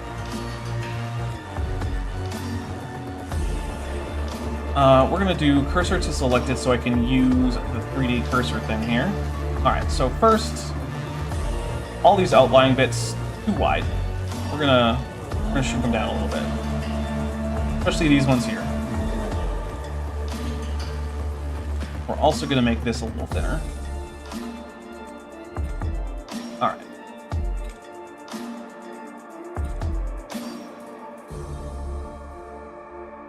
Okay, cool. And then I'm also realizing that this needs to be 3D printed, so like I'm gonna grab these and bring them down a little bit, so that like it's a little less important exactly how well they get supported. Okay. That is always a fun thing when you're working with Blender for 3D printing, is you have to really balance what looks good and what the printer can actually effectively do. Yep. All right, so then what we're going to do is we're going to bring in a resample. Okay, we're going to set to length. And then what we're going to do is we're just going to take a look at it right now. So that way it's the only thing showing up. And what we're going to do is we're going to do instances on points. Oh, we have to do it after the mesh to curve. There we go. Okay. And then we're going to do our rail cross section. No, our cutter. Where did our cutter go? Oh yeah, it's in 2 May. Alright, so this guy here. Yeah, that's way too many. So we're gonna put this to like 2. Alright, it's probably still too many, but we're gonna fiddle with it. Alright.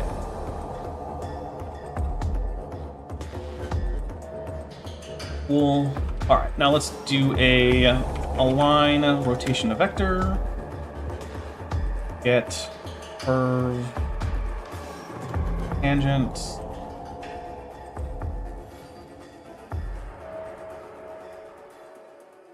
Oh, that's not working.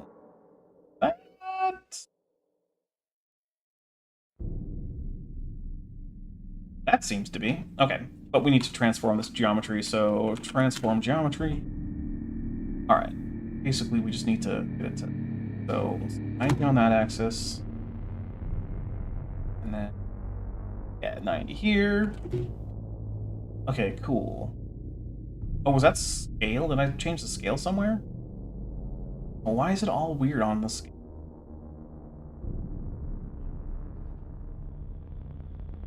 Oh, because I messed with it here. Okay.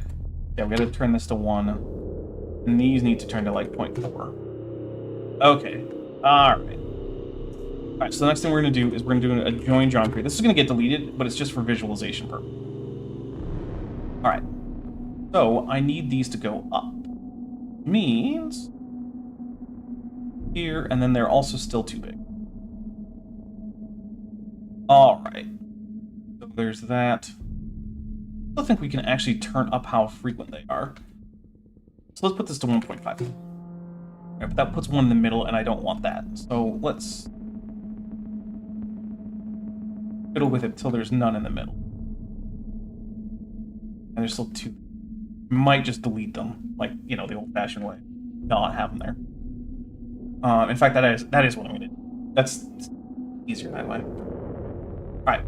So, what we're going to do is we're going to put this back to our geometry. We're going to get rid of this. This stuff I'm just going to put down here for the ease of visual. Here, we're going to do a Boolean. Oh, mesh Boolean, sorry. Mesh Boolean. We're going to do a realize instances. And we're going to say, hey, subtract that from these guys. That'll probably take a little bit to calculate, but it shouldn't be too bad. He said, there it is. Famous last words. Look at that. That's actually pretty good. What do you think? Oh yeah, that's looking really good. Yeah. Oh, it's getting a little bit of an error here, though. Why are you doing that?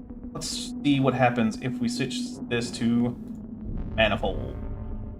It'll also take a little while to calculate. Ooh. Yeah. No, that's looking good. Okay.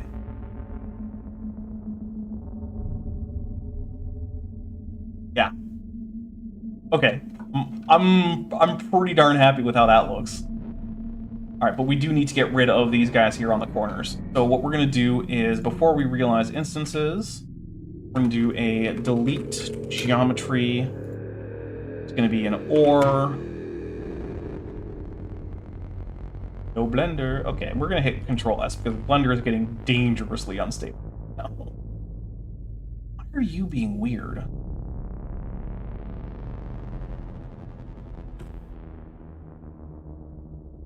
Oh, this is the original text. I don't need you anymore.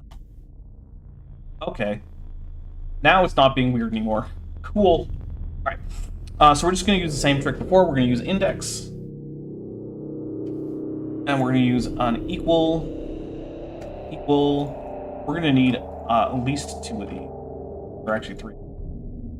Because we need 4 inputs, all of which have a OR function. And you can only have 2. Alright, so the next thing we're going to do is... I'm going to take a look at this right now. Okay. So basically we're going to move this up until we actually see the one that we want go. Oh, but it's set on point. We want it on instance. Keep doing that. I almost never use the instance function on this, on the delete geometry thing, so that's probably the... Alright, so we want 49 and 50 gone. So that's good there. So up here, and then we want to look these up here, and then we just go and scrub through and find the next one.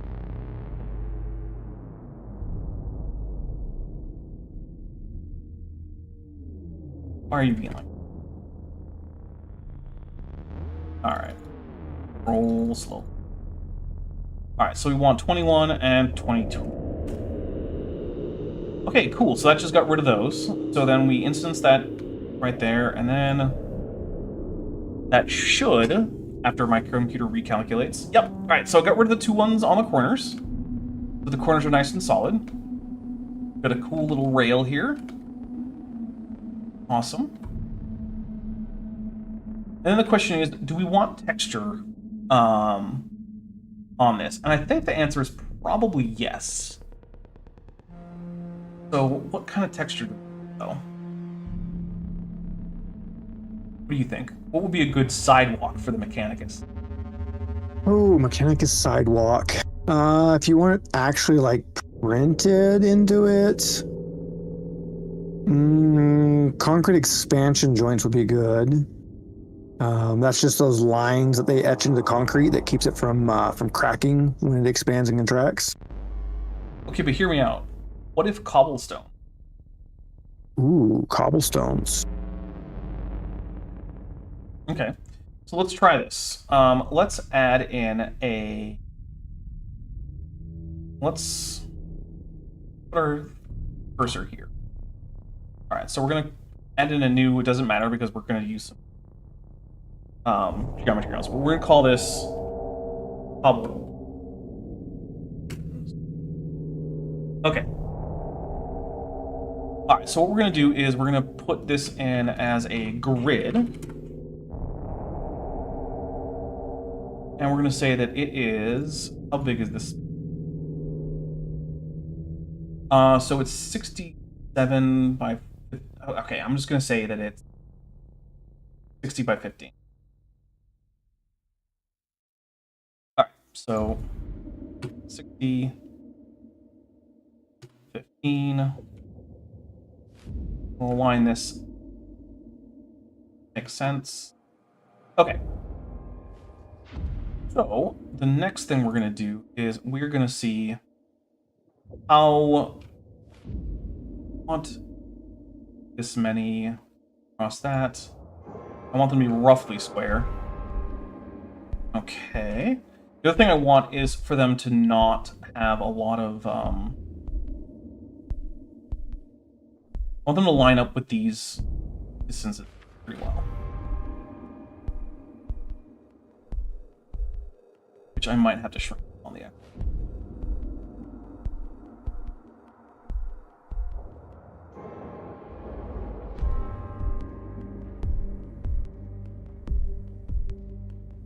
What we're going to do is we're going to put it back on the...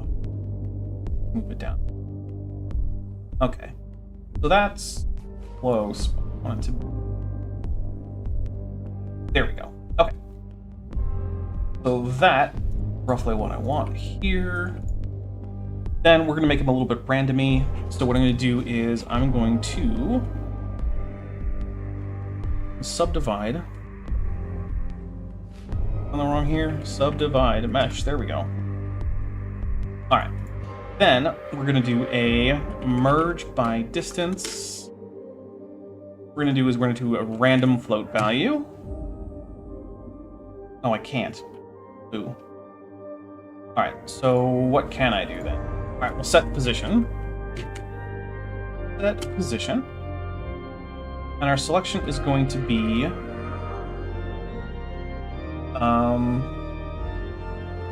you have to have 4 neighbors. So... equal... vertex neighbors. So if vertex neighbors are equal to 4... which is only going to be the interior vertices, then that's going to be able to shift. So see how it doesn't affect the outside vertices? Awesome. Cool. Alright, so then we can use a noise texture.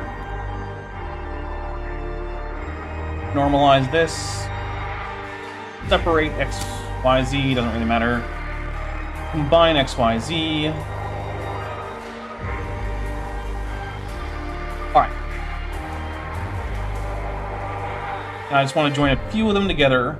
Alright, cool. We're going to do a dual mesh. We're going to keep the boundaries. Alright, that's looking pretty good. Alright, we're going to split edges. We're going to scale elements. Let's see, I've just made separate little cobblestones for everything. Yeah. Alright, yep. Alright, so then we're going to extrude mesh.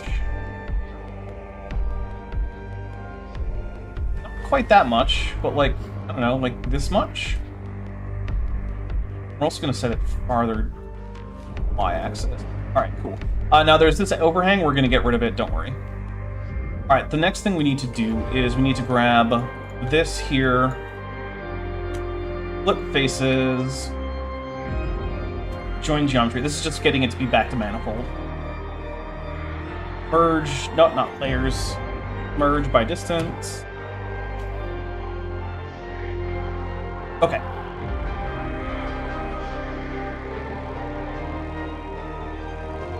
Okay. And then we need to, let's see, transform geometry. So we need this to be a little bit random. So, oh wait, we need it per element, I think. Per elements? Oh, not sorry, elements. Where's per element? Per element.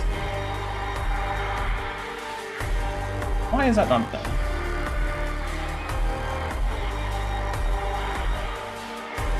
You know what I might do is I might just actually, yeah, you know what? I'm gonna be lazy about this. I'm gonna hit Control S. We're gonna do this. We're just gonna apply this. Then I'm just gonna manually delete some of these. Well, actually, first I'm gonna do separate by loose parts. That origin. Why are you being weird? That origin. Oh, origin 2. Geometry.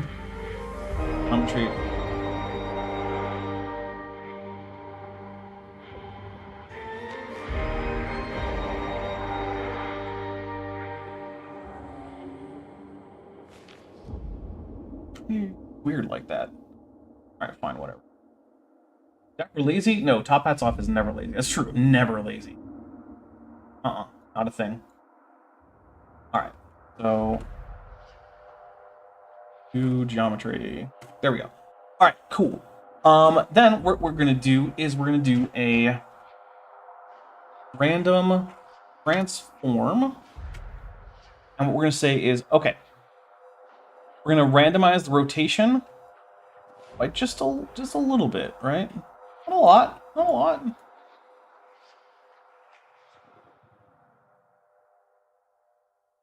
Maybe a little bit more.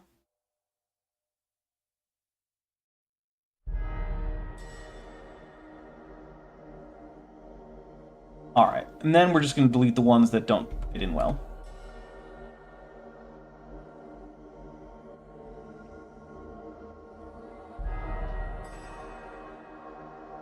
Might have to not delete that one and just modify it. Actually, you know what? I'm going to turn these all back into a single object. Which is the weirdest way to do this, but you know what? I don't care. Don't care. Whatever works. Right? Alright, all of you... Control save before I do this.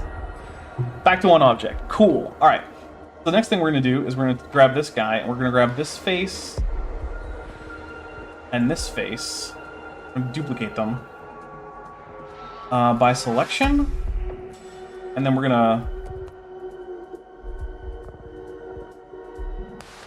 Alright. So... yeah, the first thing we're going to do is...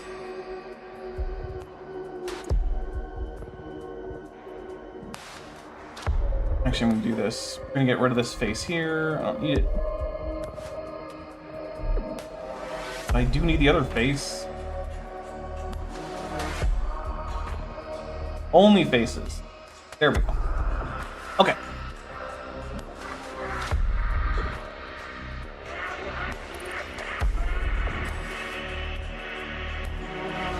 I need to dissolve these edges.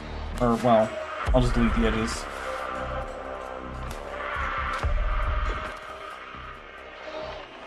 Oh yeah, I forgot that thing happened. Alright, well, we'll just get rid of this here. Oh no, I need that other one. Oh!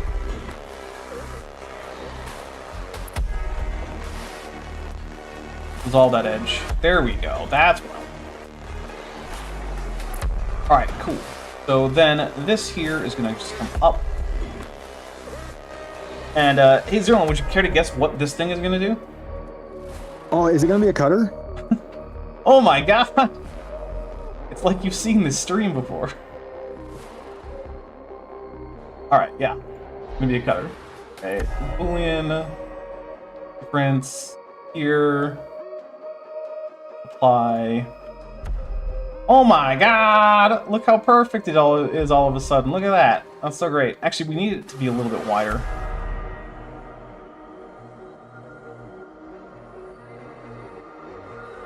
To make it get to...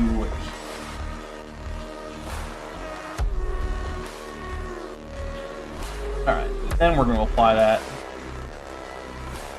So look at that. But why are all these gone?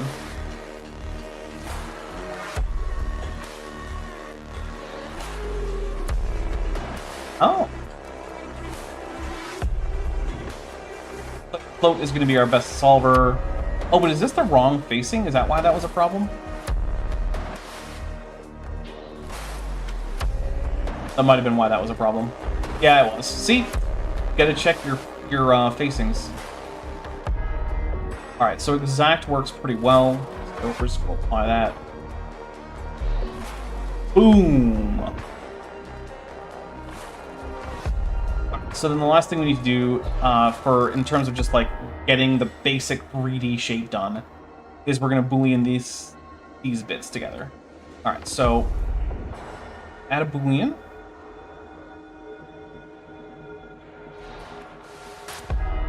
Oh yeah, we need to say, what is it, text02? Alright. Then we're gonna hide text02 and see how it looks. Praise the Omnissiah Atar Midian.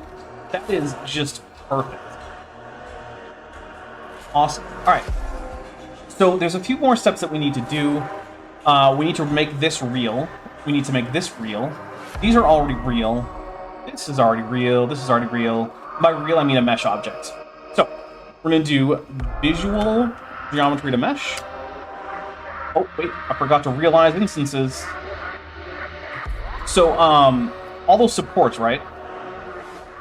Blender doesn't know that they're real geometry until I hit realize instance. And for that reason, they went away when I turned the visual geometry to a mesh. Alright, so now, visual geometry to mesh. Cool. You are already that. Visual geometry to mesh. Okay, look at that. Alright, so there's a few more things we need to do. One is to save. Okay, cool. So, this is where things are going to get a little tricky. First, I need to triangulate.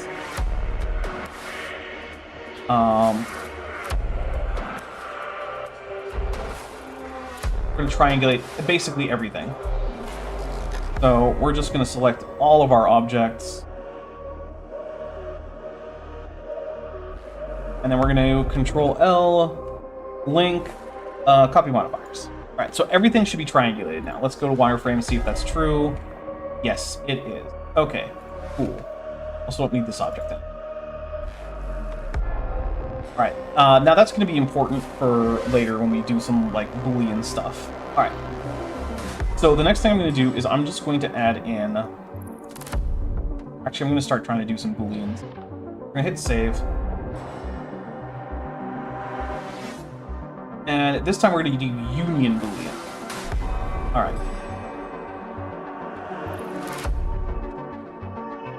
That didn't work out well. That did seem to, though. So if I hide that object, right, it should stay there, because there's a boolean there. Okay. Oh, but then this guy went away. Ooh. No, I don't need to change any of that. I need this. Do union still. Okay. Nope, that doesn't work. That's not going to work either. Not ideal. Alright, so we won't be able to join them with a boolean, which is unfortunate. So we'll still figure it out, though. It won't be too bad. Okay. So, let's try something. Let's join all of these into a single object. And then remesh it. But we're going to put this voxel size to something quite a bit lower. Might break my computer, so, like, you know, stay with me.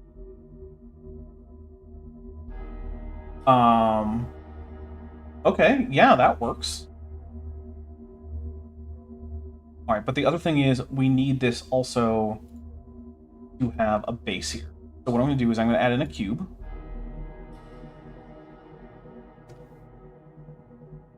It's going to be just a little bit lower than the scale of the road.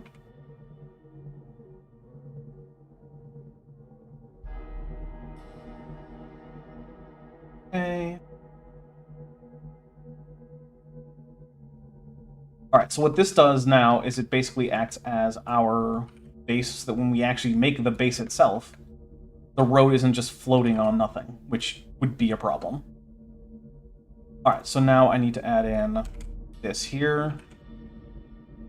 And now, remesh again. I've linked them in the wrong object, in the wrong direction. So let's put this back to 0.025. See how the meshed, or the remeshed together thing worked out. It's gonna take a little while. Alright. So, that is what is roughly... Oh, we needed this box to be a little bit lower so that it doesn't get rid of the entire... what do you call that? The block. There we go.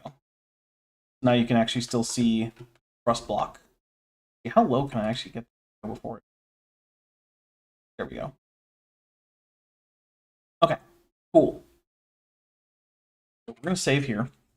Okay. Hey, beep boop to Rachbot's offspring, as it's the kid's birthday tomorrow. Well, beep boop and happy birthday. I hope that Happy you have annual existence day. Yeah. Also, we're gonna move this a little bit to the left here. I feel like it would be better off to... We're gonna grab this guy. These... Oh, well... Alright, so we're gonna grab all of this stuff. Why can't I grab a separate object? You kidding me right now? Alright. Visual geometry is already taken. So, there we go. Alright. So, go to wireframe.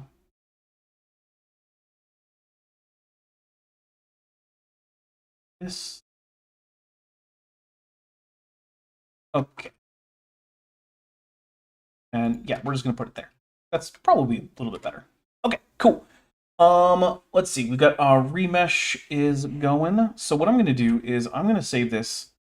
I'm gonna say that this is going to be our base mesh.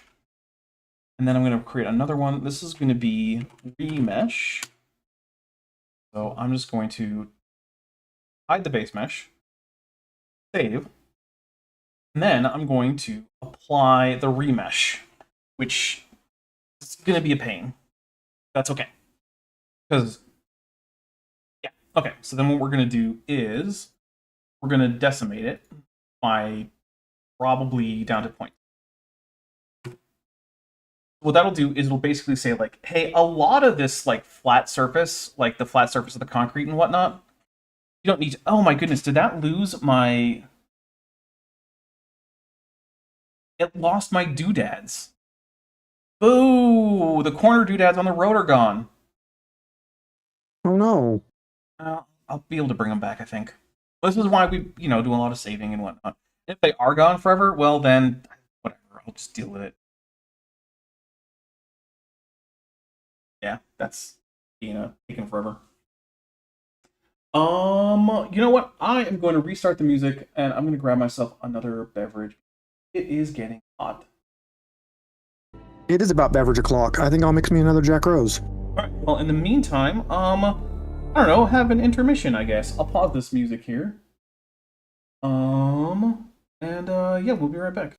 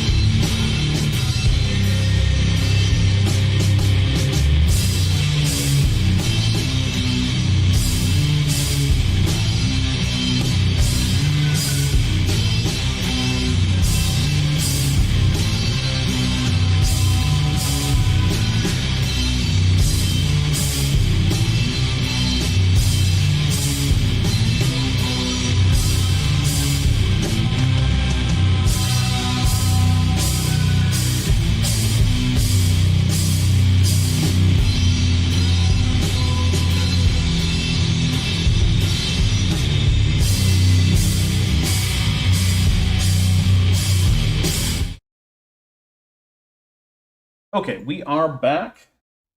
So I am taking a look to make sure that we did or didn't lose the doodads. Yeah, they're invisible. All right, so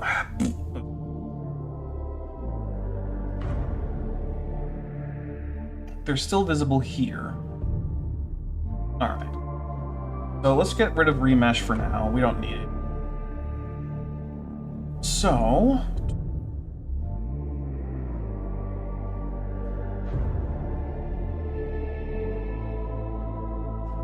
you know, it might be possible to just leave it at the current density. I don't know. We'll see. How many, yeah, we'll see what happens.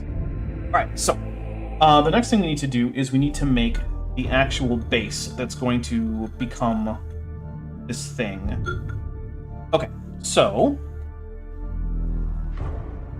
I have all my corner doohickeys? I do have the corner doohickey. That's awesome. And is this all nice and manifoldy? It is! Well, okay, maybe not right there. We'll see what happens. Okay. Why isn't it?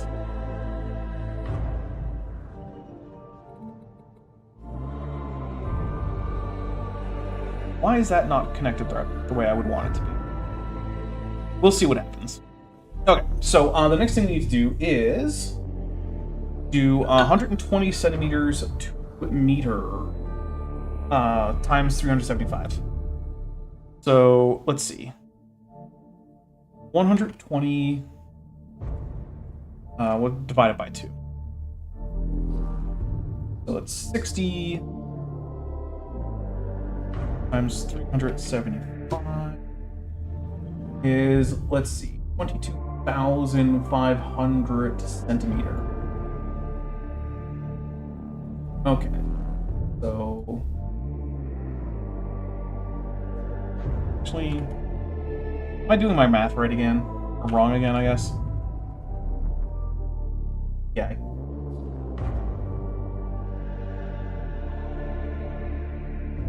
Alright, so let's see.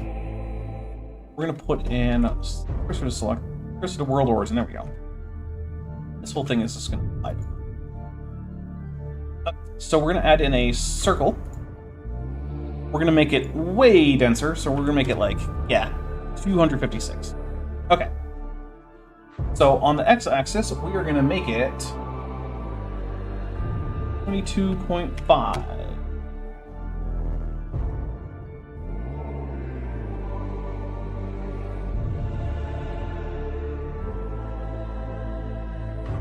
Oh, I'm doing centimeters again. Yep, centimeters. I'm always doing it. Why am I doing that? 60 millimeters. I mean, just working bananas like a proper American. Right? Maybe I'll use sheet units.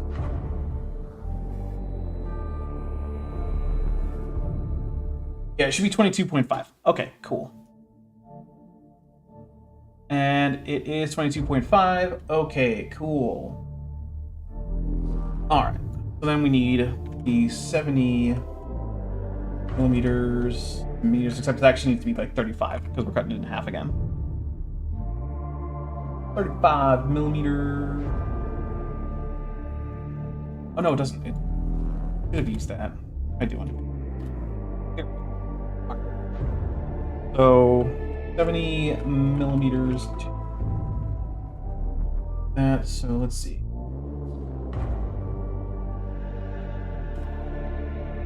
26.25 over here, so 26.5.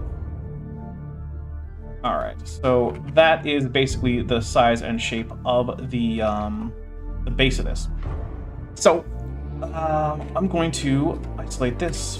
Hit F. We're going to flip that face so that it's actually the rear face is down here. We go to Studio, and we're going to make sure that we have face orientation on. Yep. Okay. Cool. Alright, so the next thing we're going to do is we're going to lower this. Well, actually, we're going to duplicate this. And we're going to shrink it down ever so slightly. And then we're going to flip that face. We're going to take the other face. And GZ, we're going to lower it by What is it? So it was okay,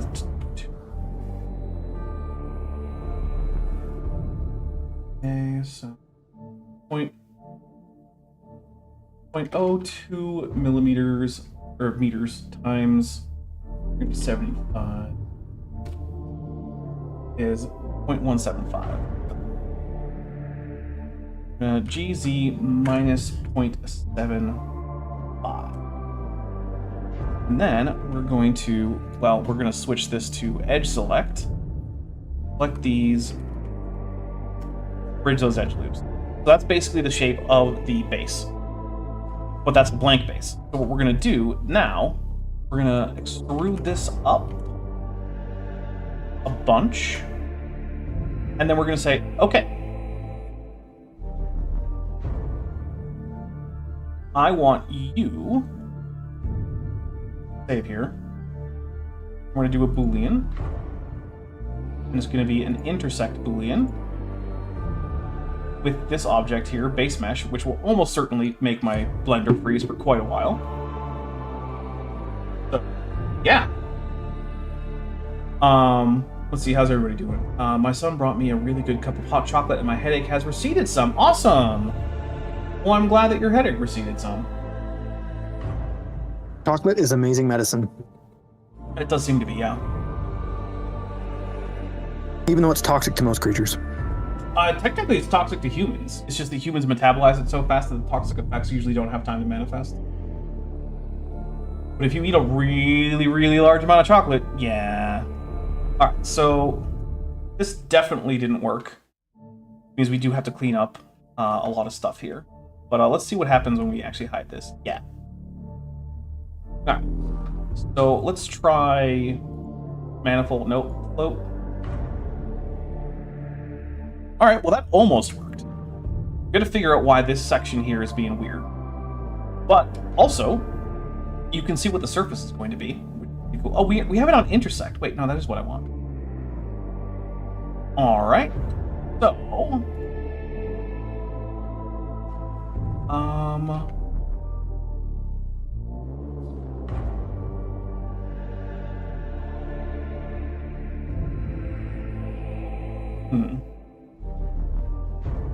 Alright, I'm going to separate by loose parts. Nope, that's not going to work. You do need to be separated, though.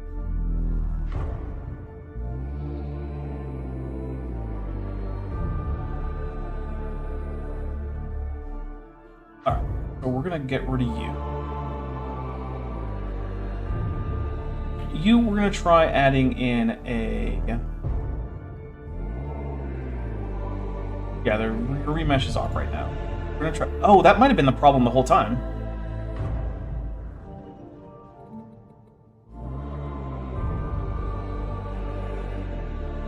Put the remesh back on. See what that does.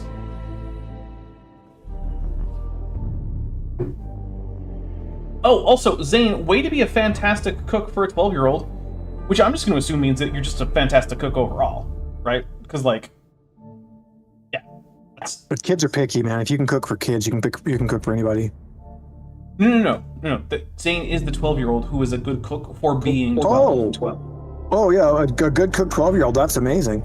Yeah. All right, so let's double check here. And we actually still being weird with this. So one of my favorite little snack items I do, which is probably good I didn't know how to do when I was a kid because I would have like bankrupted my parents buying cheese. Get you a paper plate, put a little bit of just a swipe of oil on it so nothing sticks to it. Sprinkle shredded cheese so you have like a single layer of shredded cheese across the paper plate, and microwave it for like 1.5 to 2 minutes. That sounds good. It turns into one disc of crispy cheese. Nice. But you have to play with it a little bit when you change what cheese, because some cheese will want 1.5 minutes and some will want 2 minutes. If you underdo it, it doesn't get crispy. If you overdo it, it like instantly turns to charcoal.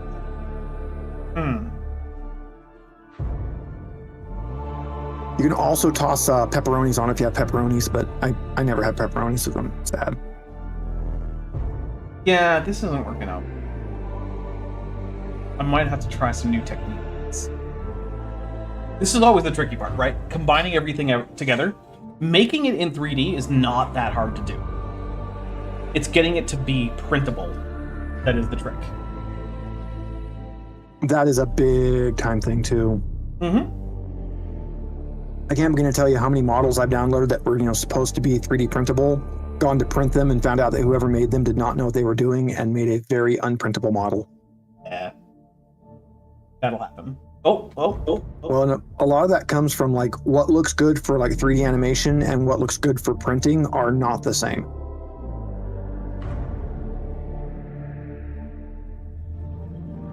Yeah, we're just gonna reopen. We're actually gonna recover an autosave. Let's see. Oh, maybe we're not. Ew, gross.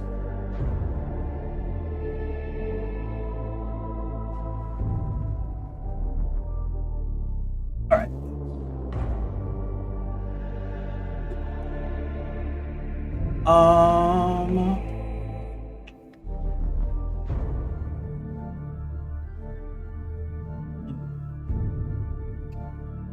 What is my plan here?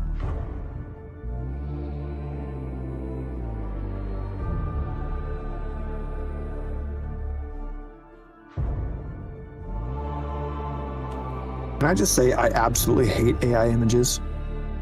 Yes, you can.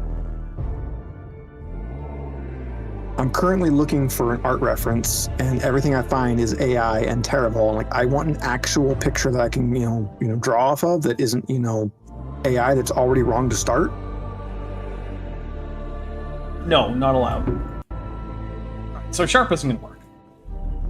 It's going to have to be voxel, I think. Unless I can just do it without remeshing. Let's see what happens if I don't remesh. It's risky, but like... Oh, alright, so we got 0.015. Does that keep our doohickeys? Not really.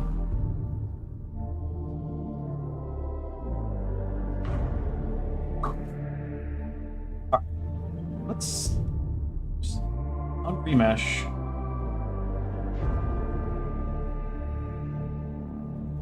See what happens.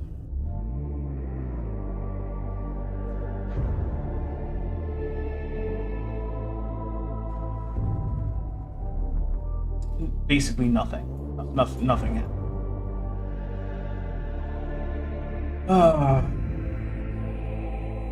This is the annoying bit. Okay. So we do have to remesh it.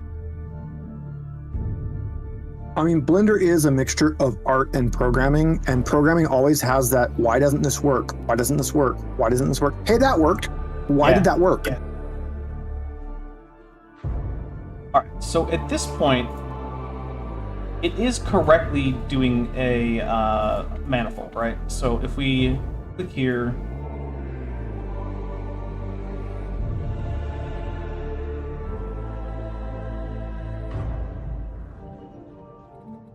are you not manifold? What are you doing?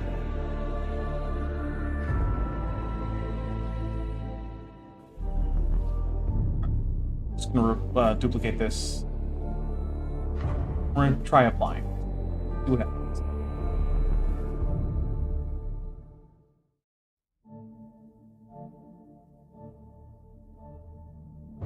Now it's extra now. Oh wait, I have the visibility turned off like a freaking idiot. Alright, well, so... it's working at a most basic level, right? That is a base.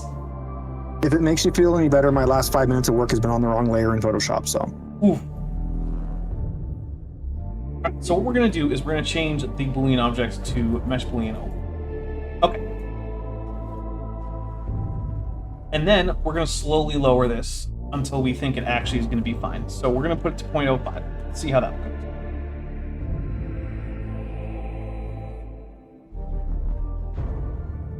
Pretty good so far. When I apply it, there'll probably have to be a few adjustments that I make, but like, we're getting there.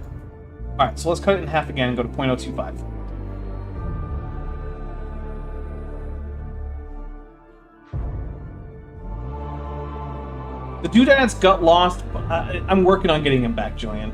I'm basically working on getting this to Boolean together well enough, while also preserving enough detail, which is It's tricky.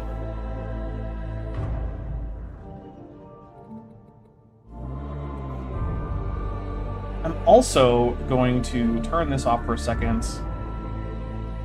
And do... Oh, yeah, I'm on the wrong selection tool. All right. And then I'm gonna, give them a subdivision.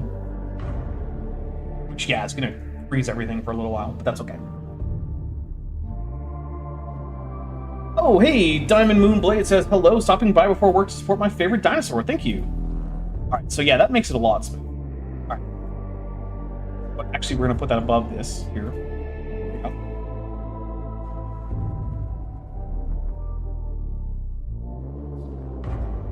Yep, this is the point where now everything takes Blender like 30 plus seconds to do.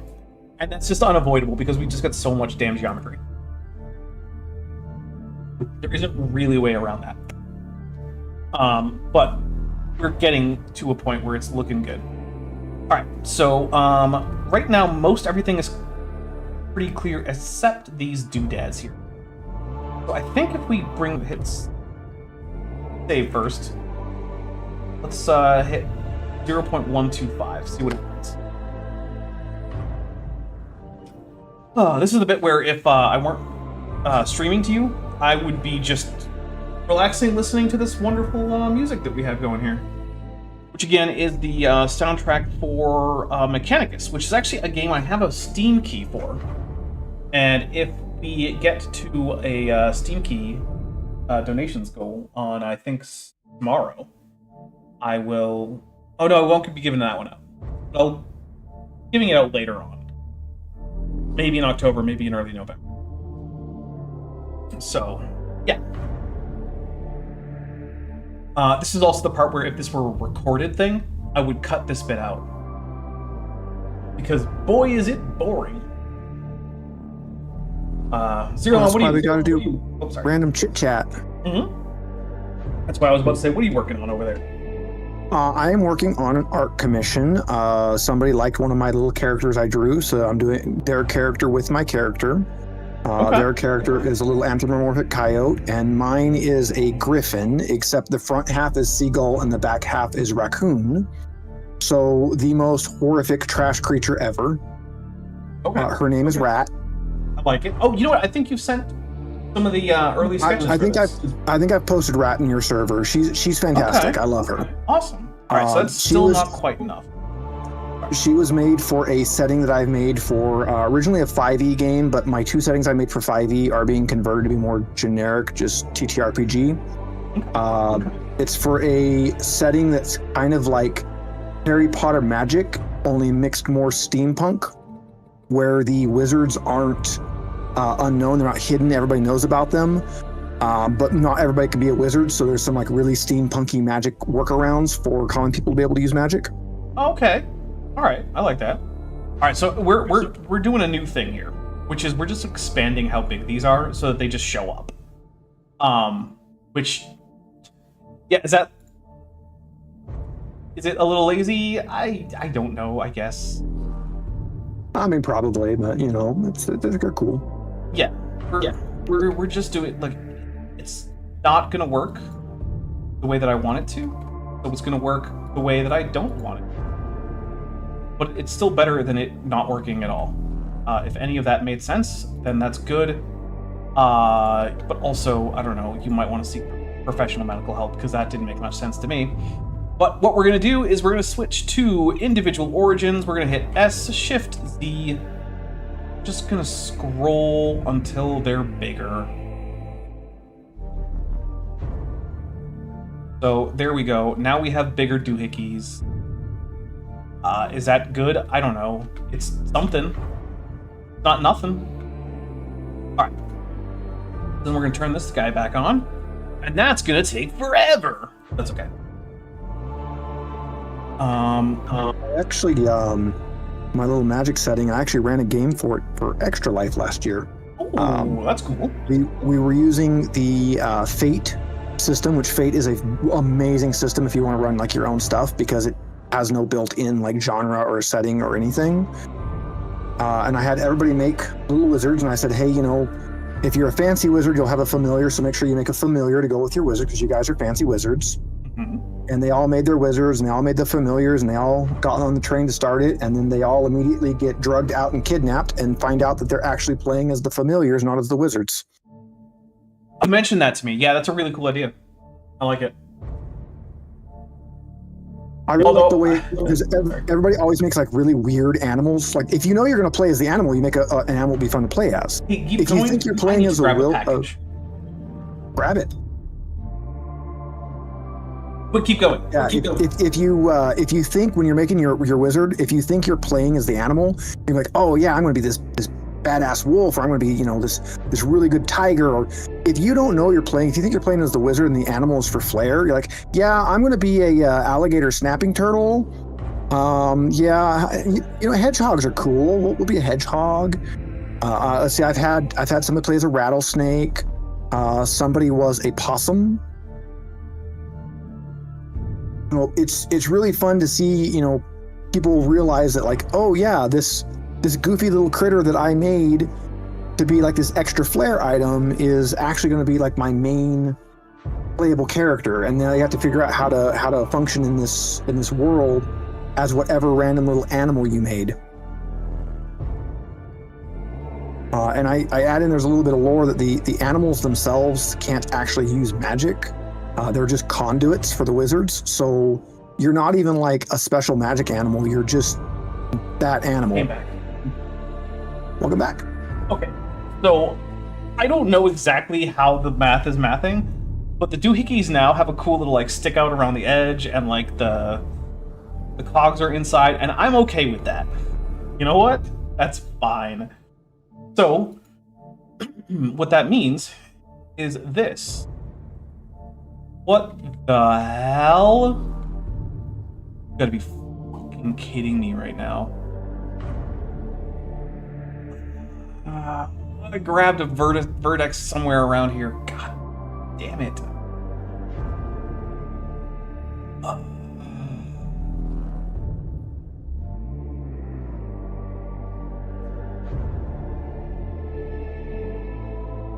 I hate everything.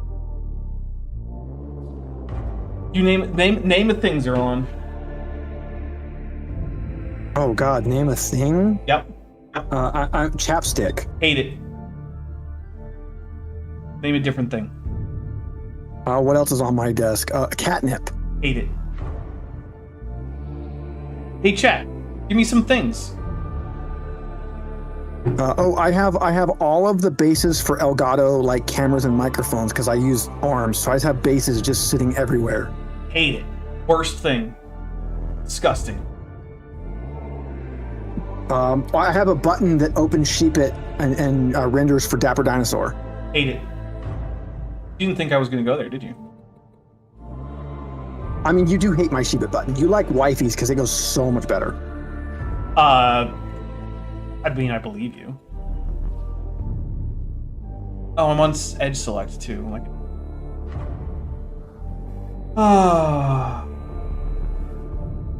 Los Pantalones? Yeah, hate them. Dinosaurs? Hate them.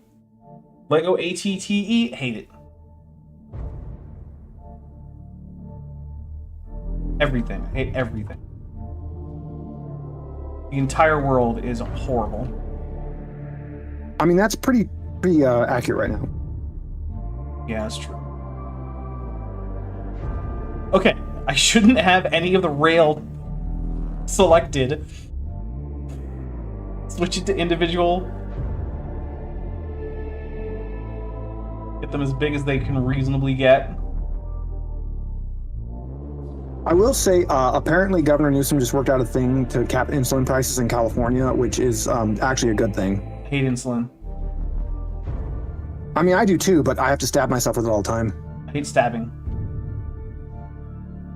I hate everything right now. I feel like that wasn't clear. What if you could stab that random vertex that, you know, screws you up? I would, because I hate it, but I would also hate the stabbing. I'm a very complex dinosaur. I don't know if you noticed. The Richard Carrier of things. Yeah, basically. That vertex, or it might have been an edge. I don't actually know. It's the worst. The absolute worst. I mean, an edge is just 2 vertexes. I mean, come on. No, it's 2 vertices. Oh yeah, vertice because it's plural. Because it's vertice for plural. Vertices. It's 1 vertex, 2 vertices. Don't be like every single YouTube Blender tutorial guy who either goes with like, okay, we've got 3 vertexes here, or it's like, okay, I'm gonna move this 1 vertice. Like, stop it! Don't do that. I hate it. That ranks right up there with like ATM machine. Yeah, pin number. Another good one, pin number. Like, no, pin. The N stands for number. Okay. When I worked at the grocery store when I was a kiddo, I had a gal ask for angel food cake. Those little stupid pre-done angel food cakes that she would make like strawberry tarts and stuff out of. And I picked one of them and says, hey, okay, we have these ones. And I picked a different one of them and or we have these ones. And she immediately goes, turns out it's an English teacher. Excuse me, it is these ones or it is those ones? No, that would be absolutely correct in written English. However, in spoken English, you can change the focus of a sentence like mid-sentence. You're on. Look at it. Oh, that is so nice. I did it. That looks like a base. It sure does. Awesome. All right, guys. We did it. I'm going to have to do some cleanup on it later. So I'm going to tell you now what basically the cleanup is going to entail. So basically, what I'm going to do is I'm going to put a triangulate on this so that everything is triangles. Then I'm probably going to put a decimate on it just to reduce some of the flat areas because right now they're pretty dense. Like look at this. This is a little ridiculous, right? So that's supposed to be wireframe mode. No, Jillian doing all our base are now belong to Dapper. Yes. I was gonna do the transition and losing your entire base, but I didn't think anybody would actually get that reference.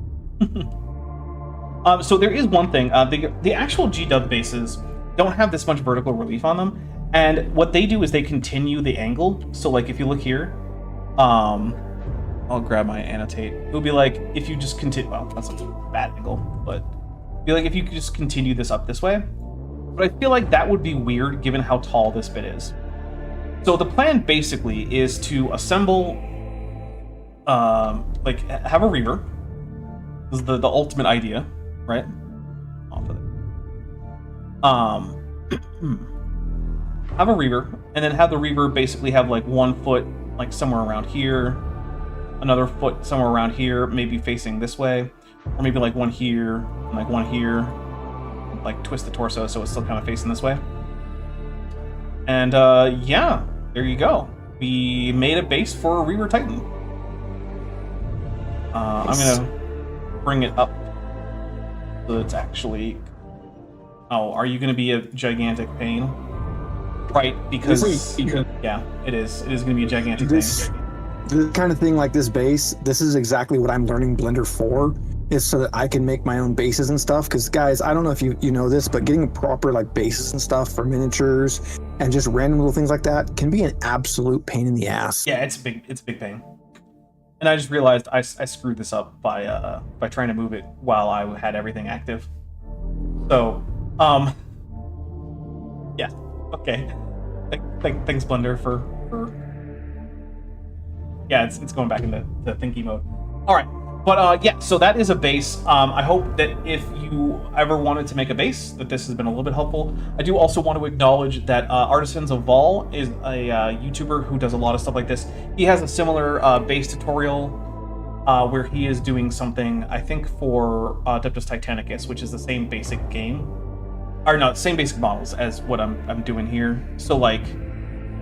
If you thought this was cool, if you like this idea where like we're gonna do some like wargaming